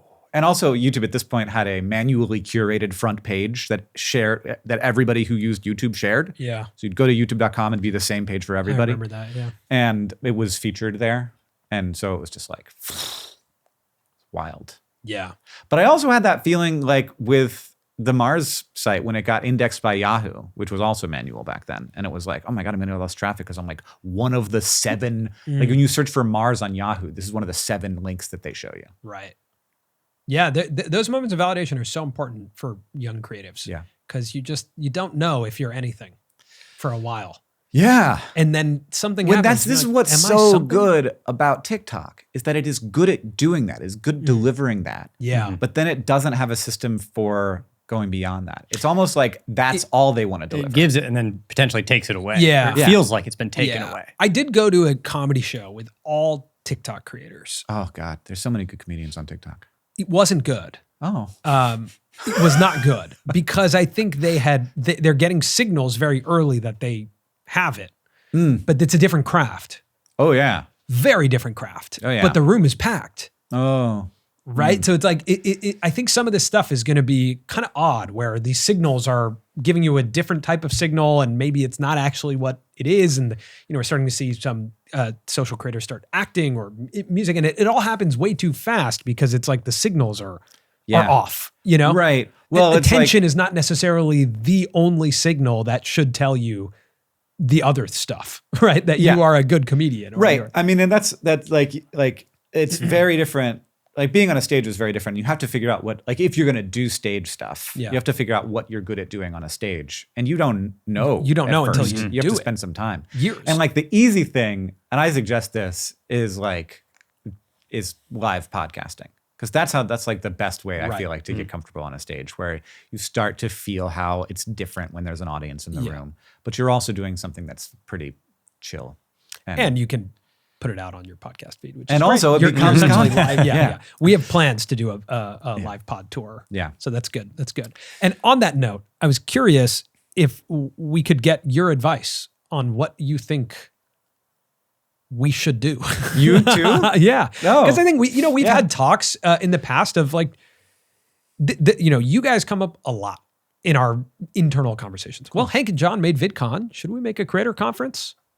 Hank and John make educational videos. Should we start making educational videos? There's a lot. You guys come up a lot. Yeah, I think so. I mean, I think it's very smart to be in the business of helping people get better. Like, so you have a huge opportunity, a very good thing here. Like I feel like you can kind of make it, like it would be easy, I think, for this business to be 10 times bigger than it is. I don't know if it'd be easy for it to be 100 times bigger. I think that you have a couple of choices to make on that path. So like you are Colin and Samir. Listen to Rick Steves, How I Built This is something that I do. Rick Steves is like a travel guy. He made a travel show on PBS forever and is like weird. And one of the things that Rick Steves talks about is he's like, I kind of wish that we'd called it something else because it's called Rick Steves. Right. Yeah. And like everything's branded, like all his travel books are branded as Rick Steves. And you know, seeing what Theorist has done, where like it's possible for MatPat to step away. And that's like that. John and I call this the Jerry Garcia problem, where like at the end of his career, Jerry Garcia was kind of like done. He didn't want to be like touring all the time, but he had all these people who were economically dependent on him. He had like all the roadies and the tour people, and like it wasn't just the audience, it was like these people whose would lose their jobs if he retired. And he, like, you can't have the Grateful Dead without Jerry Garcia. And so he just like kept doing it even though he didn't really want to. And we don't want to have that problem. You know, you don't want to be in a situation where you don't want to do the job anymore, but you can't quit because you care about the people around you too much.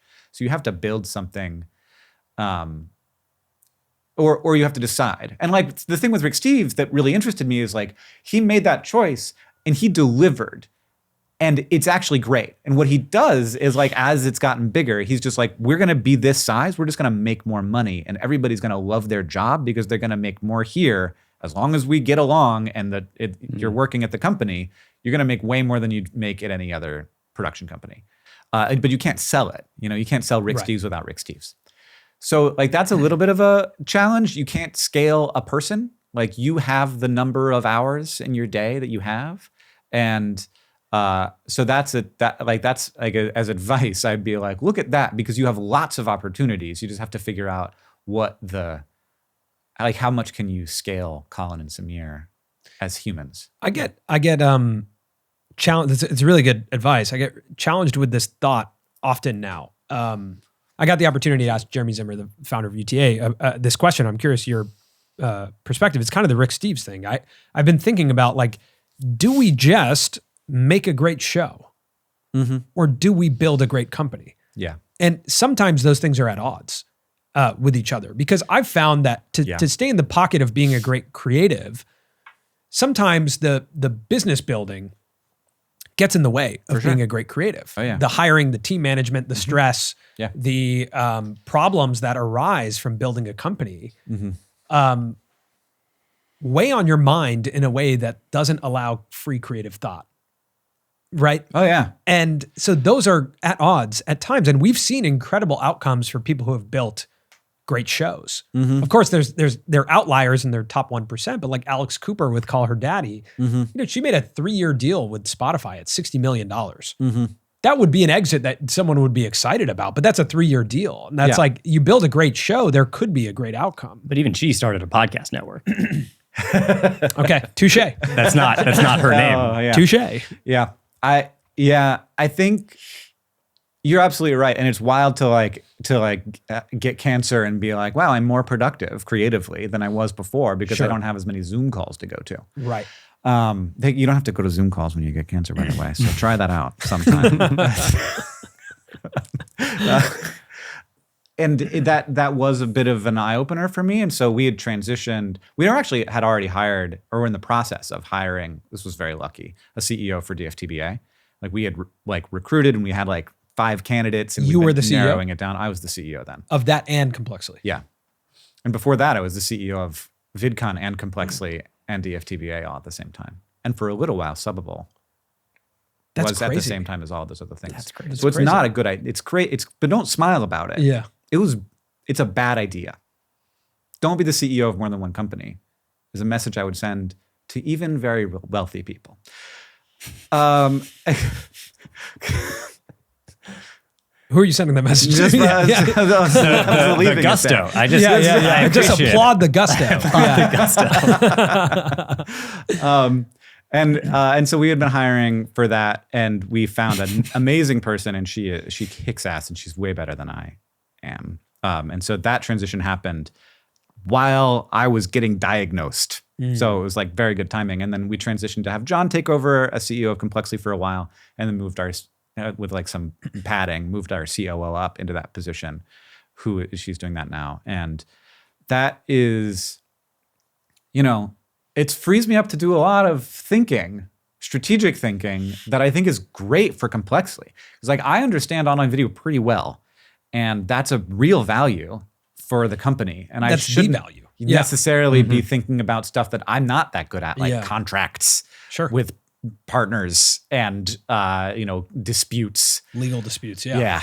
Very bad. Sucks a lot of time. Yeah. So we just had a launch like last week that was very sort of spur of the moment, like Hank Green idea. Everybody came together and supported it, and it did really well.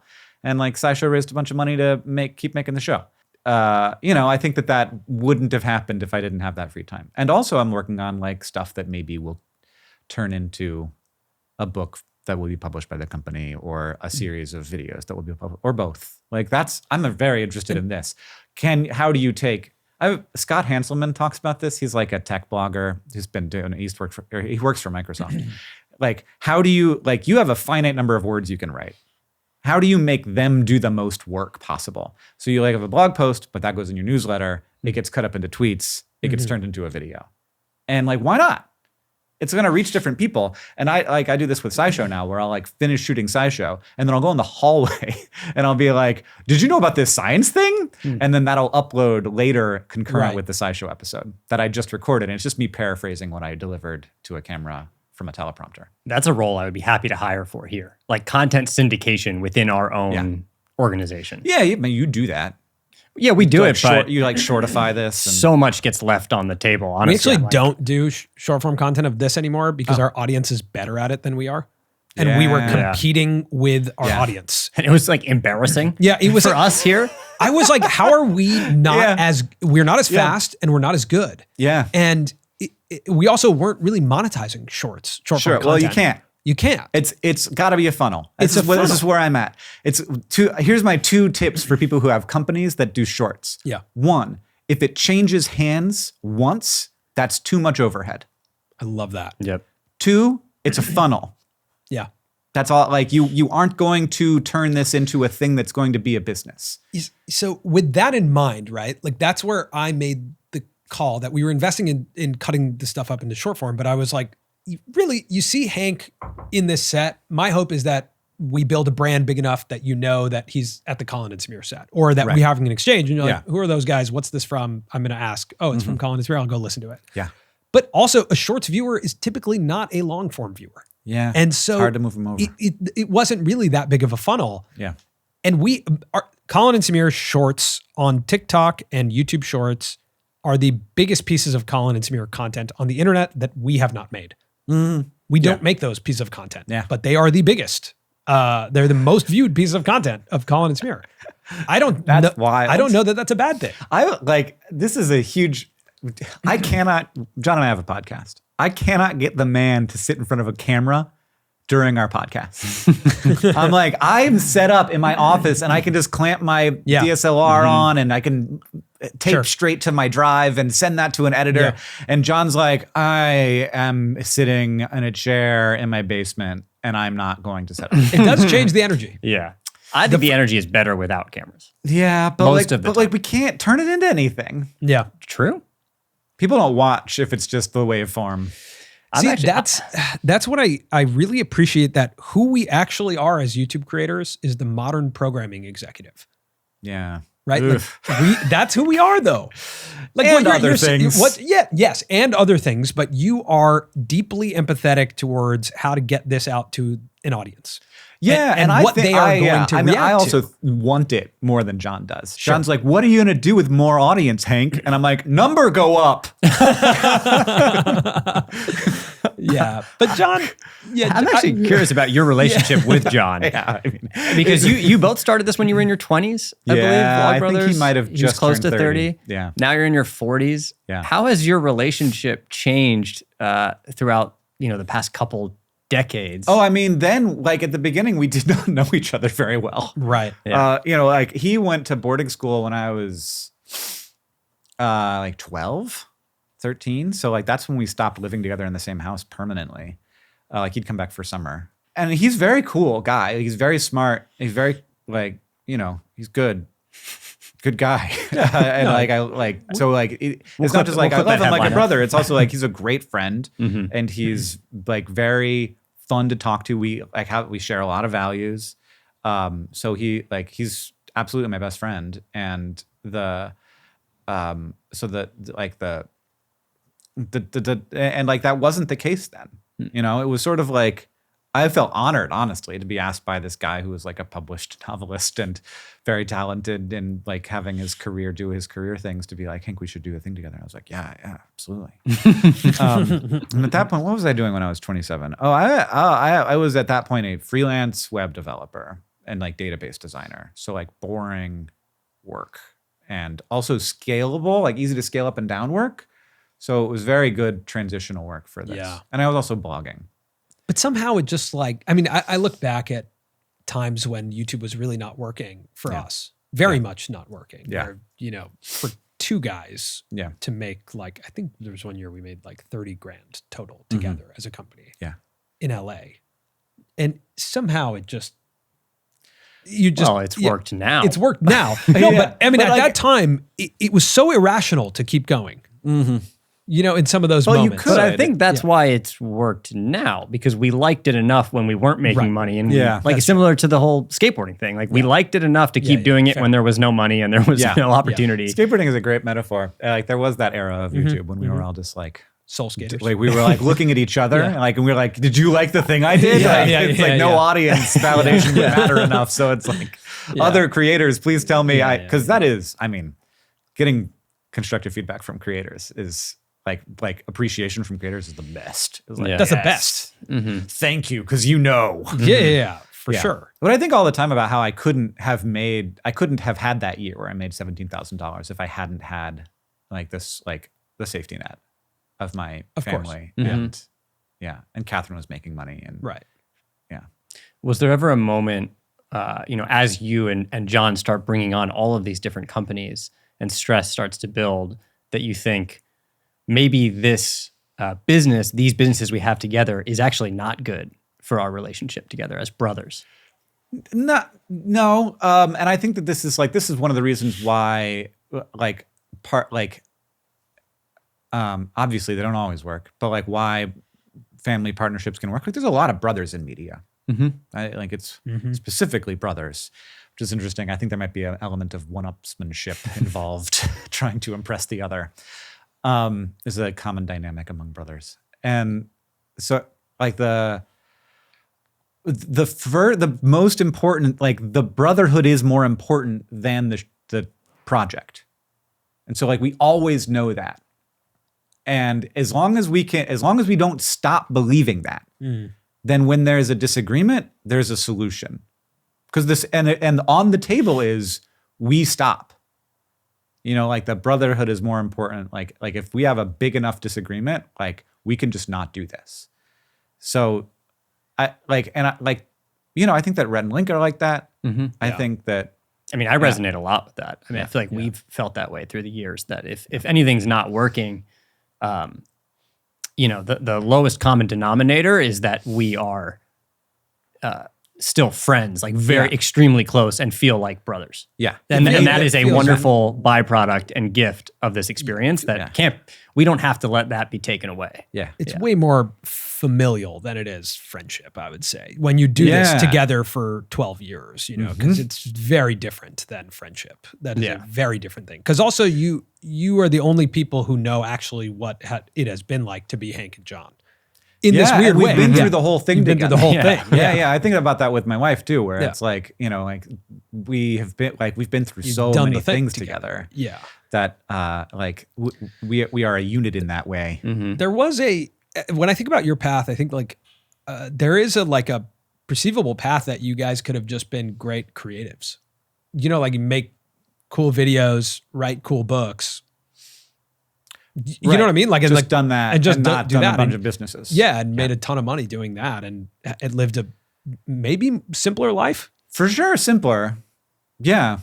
I think that, This is the thing I'm pondering right now, Yeah. right? It's like, how complex do I want my life to get? And how simple can it be? Because now we've afforded ourselves this interesting moment in time where now we have optionality. We didn't have optionality before. Yeah. Now we have optionality. So now that I have optionality, I like hearing when people also had that optionality. What were your thoughts? I mean, one, I want to try new things all the time, and that's like a thing for me. Got it. Okay. So like and at this point I probably, well, don't say it. I probably have started my last like business that's going to be a big business, but maybe not. I don't know. Hopefully I'll be alive for a long time still. So, but like, which business? I think is that?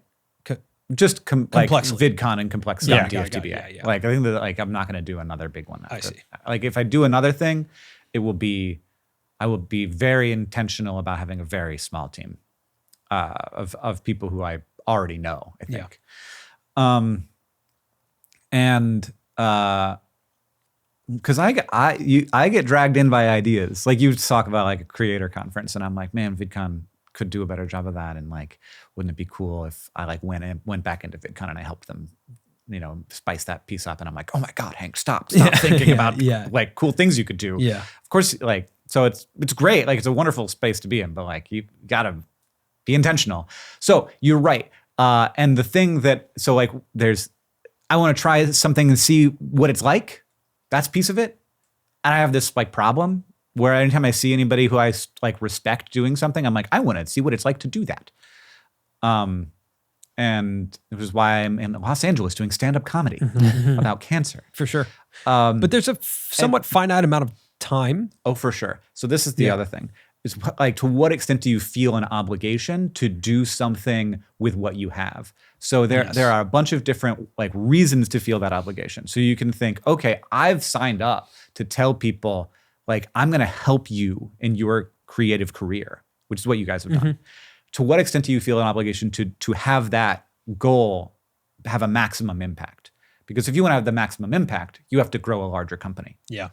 And so that's a struggle that we have at Crash Course, where we're like, okay, like this is a huge obligation to try and help people, to like provide a tool that helps people do some of the hardest things that they do and also make their lives better and their communities better by having the ability to, you know, get more education more quickly and to do better on their tests, et cetera.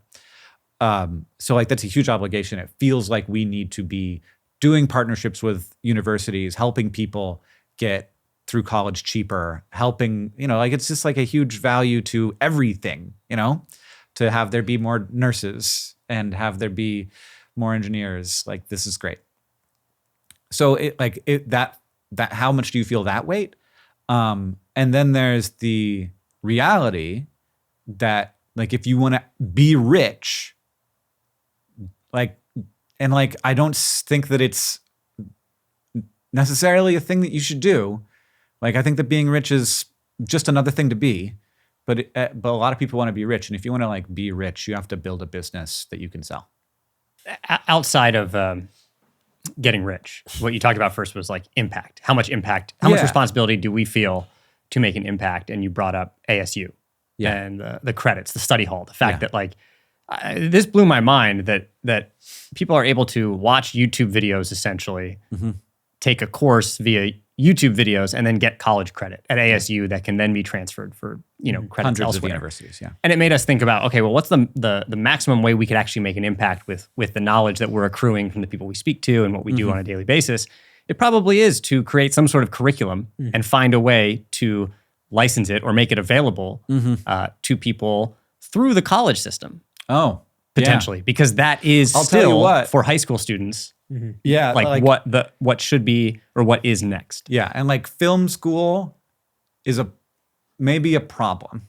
I went through it. Yeah, like I think that because of the curriculum. Yeah, because it's not teaching the skills that people need. Like it takes so long for new industries to penetrate academia.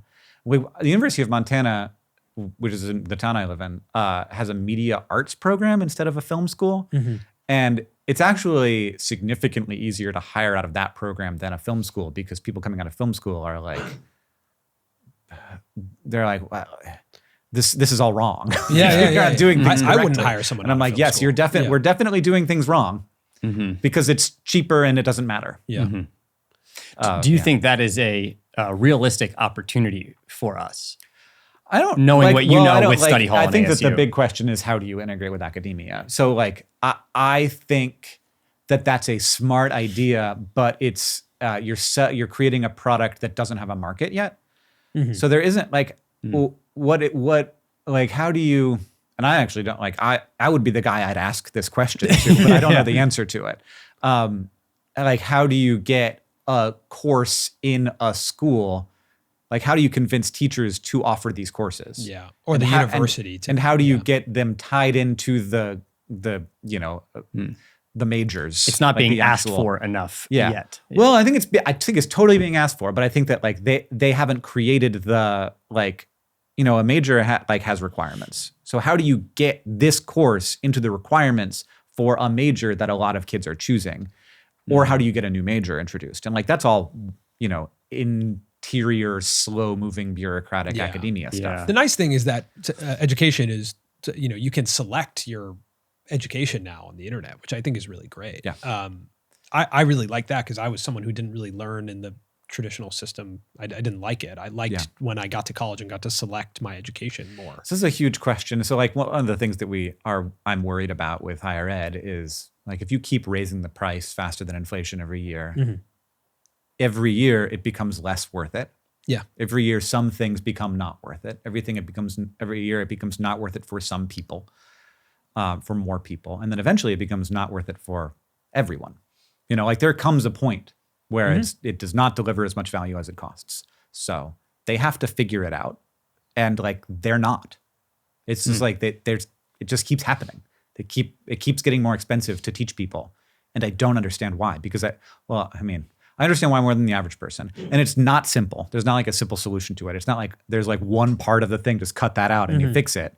It's a bunch of stuff. And it's like weird economic incentives, and they're all, the schools are competing with each other, and the students have to make choices. And it's like, oh, when I graduate, what are my student loans going to look like? That's not what you're thinking about. You're thinking about what the experience you're going to have for the next 4 years. For sure. So I'm just very worried about it, because we need to, there needs to be a system to educate people, and it should be good. And like the ones that we have are good. Universities are good. They deliver good value. They just are delivering good value at a higher and higher price constantly. I wonder if something though will just sort of fill in the market. Like if there will be a resurgence in trade schools, like someone will come in, right, and like brand a trade school and the experience of a trade school and the courses that are offered in a way that has never been done before. Even like Google offering certifications. It's like, I trust Google, and that's affordable. Yeah. The question is almost like summer camp. It's like 3 months and you go and then you learn a skill and then you leave. I love I love the idea of camps. ASU does this thing, Arizona State University, where like for chemistry, it's hard to take chemistry online because like you need to be in the lab sometimes. And so what they do is they have a chemistry course, you take it online, and then they have a 3-week like chemistry lab, 3-week long, and you do it every day with the same people. And I'm like, I feel like I would make friends, I feel like we'd have like, we like at the end of it, you're like, we did that together. Yeah. We did chemistry for 3 weeks straight, 8 hours a day. It's a lot. Which is easy not to feel in a semester-long economics class or something like that. Yeah. I'm going to pivot quickly because I wanted to ask you this question, but I think it's somewhat related. You had this quote about Twitter where you said, Twitter is such an interesting case because it's far more influential than it is successful. Yeah. And I don't know why. It reminded me of the conversation we were just having around education, that it's like very, college is a very influential system and maybe it's not as successful as it should be. But I was curious if you thought, right now there's a ton of chatter on Twitter or X, I'm still not used to calling it X, about original programming, about video content being monetized. Do you think it has a shot to become a successful creator platform? It is a very influential place. People of high influence spend a lot of time on there. But what could happen to make it a reasonable part of, creator monetization? I think there's a lot of product that needs to get built, and I think it's not just like video player product, like that. I think that there's a lot of advertising product that isn't there yet. Like we vastly underestimate the amount of engineering that has gone into the systems YouTube uses to deliver advertising. Sure. Which are very good and are the reasons that we make money per view. Twitter is, I think, publicly, famously already unprofitable. So sharing revenue just cuts into that problem. I think that I don't know how limited the runway is for Twitter. Like it's not infinite, right? Like if it loses money every month forever, eventually you run out of money somehow, unless I guess you could have a billionaire continue to fund it. Sure. Yeah. It would need to be a different thing. That's possible. YouTube has shorts on the app now, and it's sort of like a very forward-facing experience. Which is very different from what the app used to look like. So that's very different. But like it almost needs to be video first for I feel like it to work. And that's not the expectation people have for Twitter. Like that's not what they're looking for. They're probably not looking for noise, like audio when they're on Twitter. Like that's a big barrier to overcome. I'm on Twitter when specifically I can't be watching TikToks because TikToks make noise. So like that's like it's a text medium, and I also, in order to answer that question, I would love to see watch time metrics. There's a lot of videos on metrics, on Twitter that say like, this is how many views. It's like got 20 million views. And I'm like, I feel like that video has 20 million seconds of views. 20 million starts. Yeah. There was a time where like, I think Facebook video was like, if you started it, it counted. That counted. And it auto started. Yeah. No, I wrote an editorial about this. Great. I'll read it. Yeah. A big fucking lie. I recall. It was a mess. I think it's too easy to forget a tweet to properly compensate a creator for a tweet. As harsh as that may sound, like a YouTube video at 20 minutes long, it will make an impact if you liked it, got to the end, and you will remember that creator tomorrow. You will probably go back for them, and there's enough time to serve an ad. Yeah, I think a tweet is like it's the smallest unit because it is mainly text-based of information, which makes it a great platform because it's easy to upload. Yeah, and like I think that the strategy makes sense. So like if the strategy is okay, so the tweet is then the beginning of the funnel, and like ideally you can have the whole funnel on the platform, right?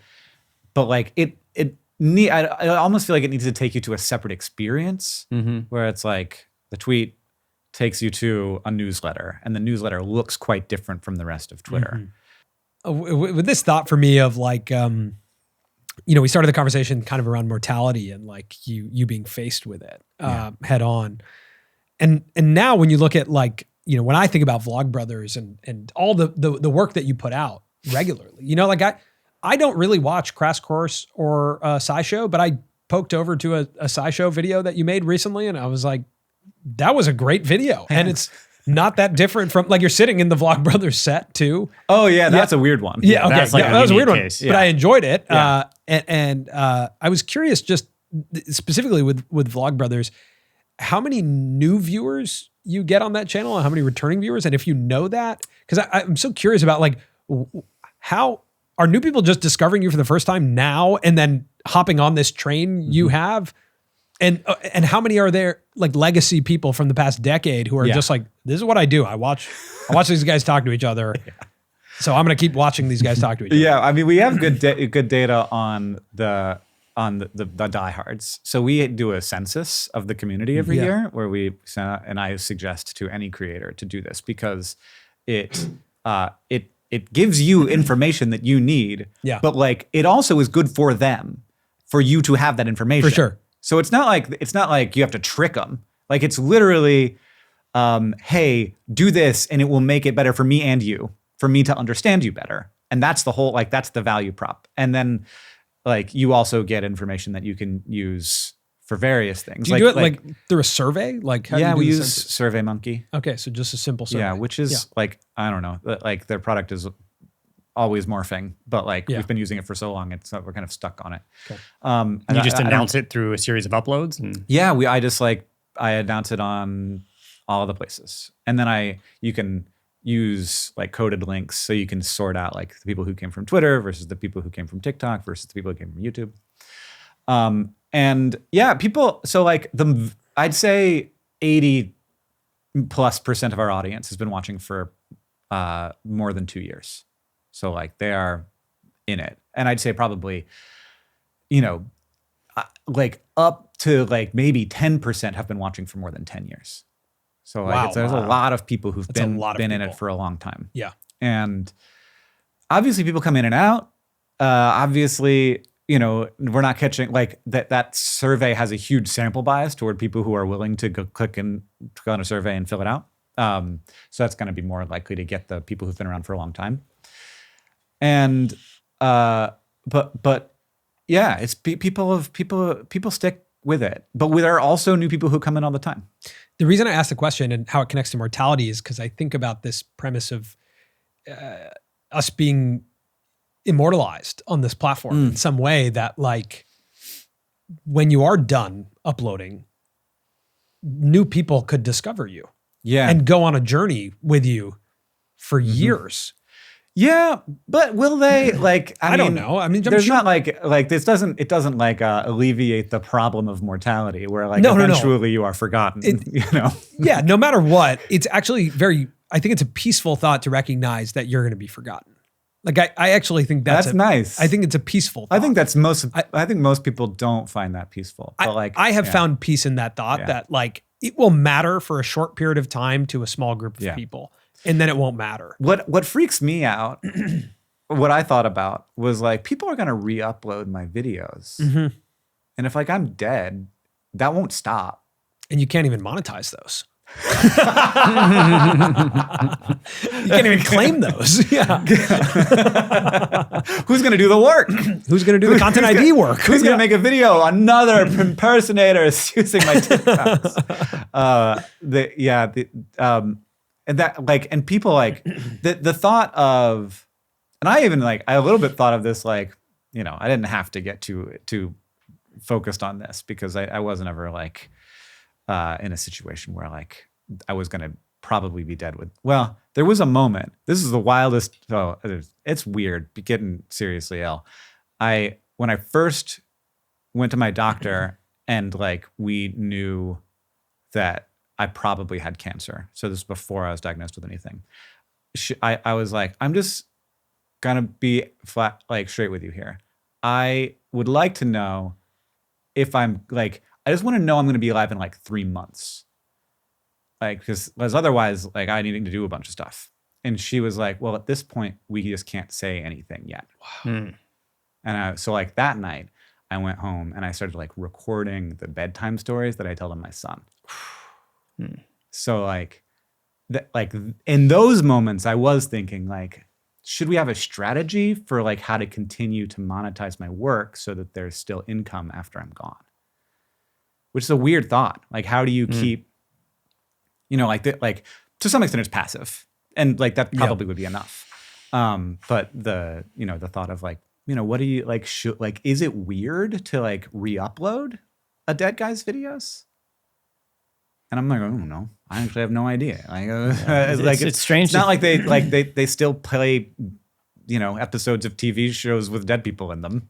Yeah. It's strange to think about this almost 20-year-long conversation with your brother as an asset that will be transferred over to your future children. Oh yeah, right. Like that's interesting. That has to be like, you got to take that seriously as a creator. Like the. Like your will becomes different when it's not just money assets and it's creative assets. So actually it is more important for creative people to have wills than the average person. So look into it. There's a business. There's a business for us. Time before I look into it. Well, Hank, let's do it. Willsforcreatives.com. Wow. First of all, we could hire lawyers. That sounds like so much fun. We could talk to lawyers all day, you and I. Like, I think all of us in the community, when we heard you had cancer, was just this weird feeling, right? Of just like, oh my God, Hank, what? And when you made that video, it felt like it took the air out of that, like depressurized that balloon in a way that was just so Hank Green and such a profound approach to that news. Right. And so YouTube. It was just so YouTube. Do a tier list. To do a tier list. It's like of my cancer press. Yeah. Where do those ideas come from? Like, are you writing regularly? Are you like Jerry Seinfeld? Like, are you sitting and just writing ideas every day? Or is it just like, okay, what would be funny? Like the idea, I don't sit down and think, what am I going to make a video about? I am always thinking, what am I going to make a video about? I see. So there's a subroutine running all of the time. That's like, oh, I'm going to LA. I'm going to make a video about. Oh, I'm going to be on Colin and Samir. What am I going to make a video about? I'm going to my hotels near Venice Beach. What am I going to make a video about? Oh, I'm going to be in Palm Springs. I could make a video about dates, which they make in like the fruits. Understood. Got it. I know nothing about dating. Funny video. Yeah. A video about dating from a guy who's been with the same woman for 20 years. In a city where they make dates. Yeah. Do you know what your video is about this Friday? It's actually already done. Yeah, it's already about done. The Project for Awesome, which is our yearly charity. So like we're changing some things up for the P4A this year. And so it's just sort of an update. And I recorded it before I left. Will you shoot one this week while you're in LA for the following? I was like planning. I have an idea, but I need to like get my shit together, and I don't know that I'm going to get a chance. You're also doing a bunch of shows. Yeah. Is the idea dependent? Does it have to do with you being in LA? Yeah. Okay. Oh, but I have to say thank you for that, because that was the intent of that video, and to some extent to signal that like sick people are alive, which I think we forget sometimes. Totally. Whereas just like we're like a lot of, when we're young, we if we're lucky, we get used to being well, and we are afraid of illness. I think somewhat understandably, because it sucks and is like, you don't have, it's like uncomfortable. So I like just wanted to like signal that it's normal to be sick. It's part of life. And like sick people are alive. Do you ever think about what you want to leave behind, or like do you think about the concept of legacy, or like this is the impact that I hope I'm leaving behind? Yeah, I didn't. And then I did. And I still like, I'm back to not really thinking about it much, which is great news. Hopefully I'll stay there for a while. But it was a comfort to be like, I've done like, look, I've lived a lot of lives already. So like, even if I die young, I will have died having done a lot of cool stuff. And so that's a comfort. Like there were things that didn't help with, but there were some thoughts that did help with, But like, I think much more important than legacy is impact. Like it's not like how do I? Because look. Like there is going to come a time when like I don't know when, but someday there will be no humans left. Hopefully it's a long, long time from now. Like I think it's going to be a long, long time. I think that we're at the beginning of humanity, most likely. But probably, well, not probably, definitely a heat death happens and like humans don't exist anymore. And no one remembers you if everybody's dead. So like it happens eventually. So legacy is a false thought in terms of immortality. And so if you say, so they're like, what is it? Well, it's just impact. And like, you can have impact while you're alive and your impact continues when you're gone. Like everybody affects the world. Some, nobody does anything by themselves. So like, we're all doing it together. Like we're all just like humanity is a weird thing. Not entirely sure what it is. Seems like it might be like a giant ant colony that's has some like simulation of consciousness, but that isn't actually there. And it's very, very cool to be a part of. We don't understand. It's definitely the weirdest thing in the known universe. And so like getting to be a part of that and like thinking what in my worldview, there's no objective value. Like we assign, like all value is assigned by people, but like choosing things to assign value to, and to me that's like less suffering, more thriving, more happiness, more creation, and like more discovery, like more knowledge, And so like if you can be focused on the things that you have assigned value to, and like I think that is to some extent a choice, and to some extent it's obviously very culturally informed. But like getting to be a part of that, the things that I have assigned value to, and is like that's so good. You know, to some extent is like we need to know about anatomy and physiology so you can get into nursing school, and to some extent it's like, isn't this funny? And yeah, so that is far more than legacy is what I think about. Amazing. Hank Green, thank you for coming on the show. You look great. Thanks. Yeah. I feel good. Outfit is phenomenal today. Amazing. And thank you for complimenting my forearms. You changed Colin's life still today. thinking about the forearms. Honestly, you changed his life today. I appreciate that. Only forearms. I can't wait to come see your show. I hope everyone gets the opportunity to see it as well. This was a conversation I'm so glad we got to have and record it. It's a lot of ground. Covered a lot of ground. Yeah. There's still more to cover. Part 2 coming soon on willsforcreatives.com. All right. See ya.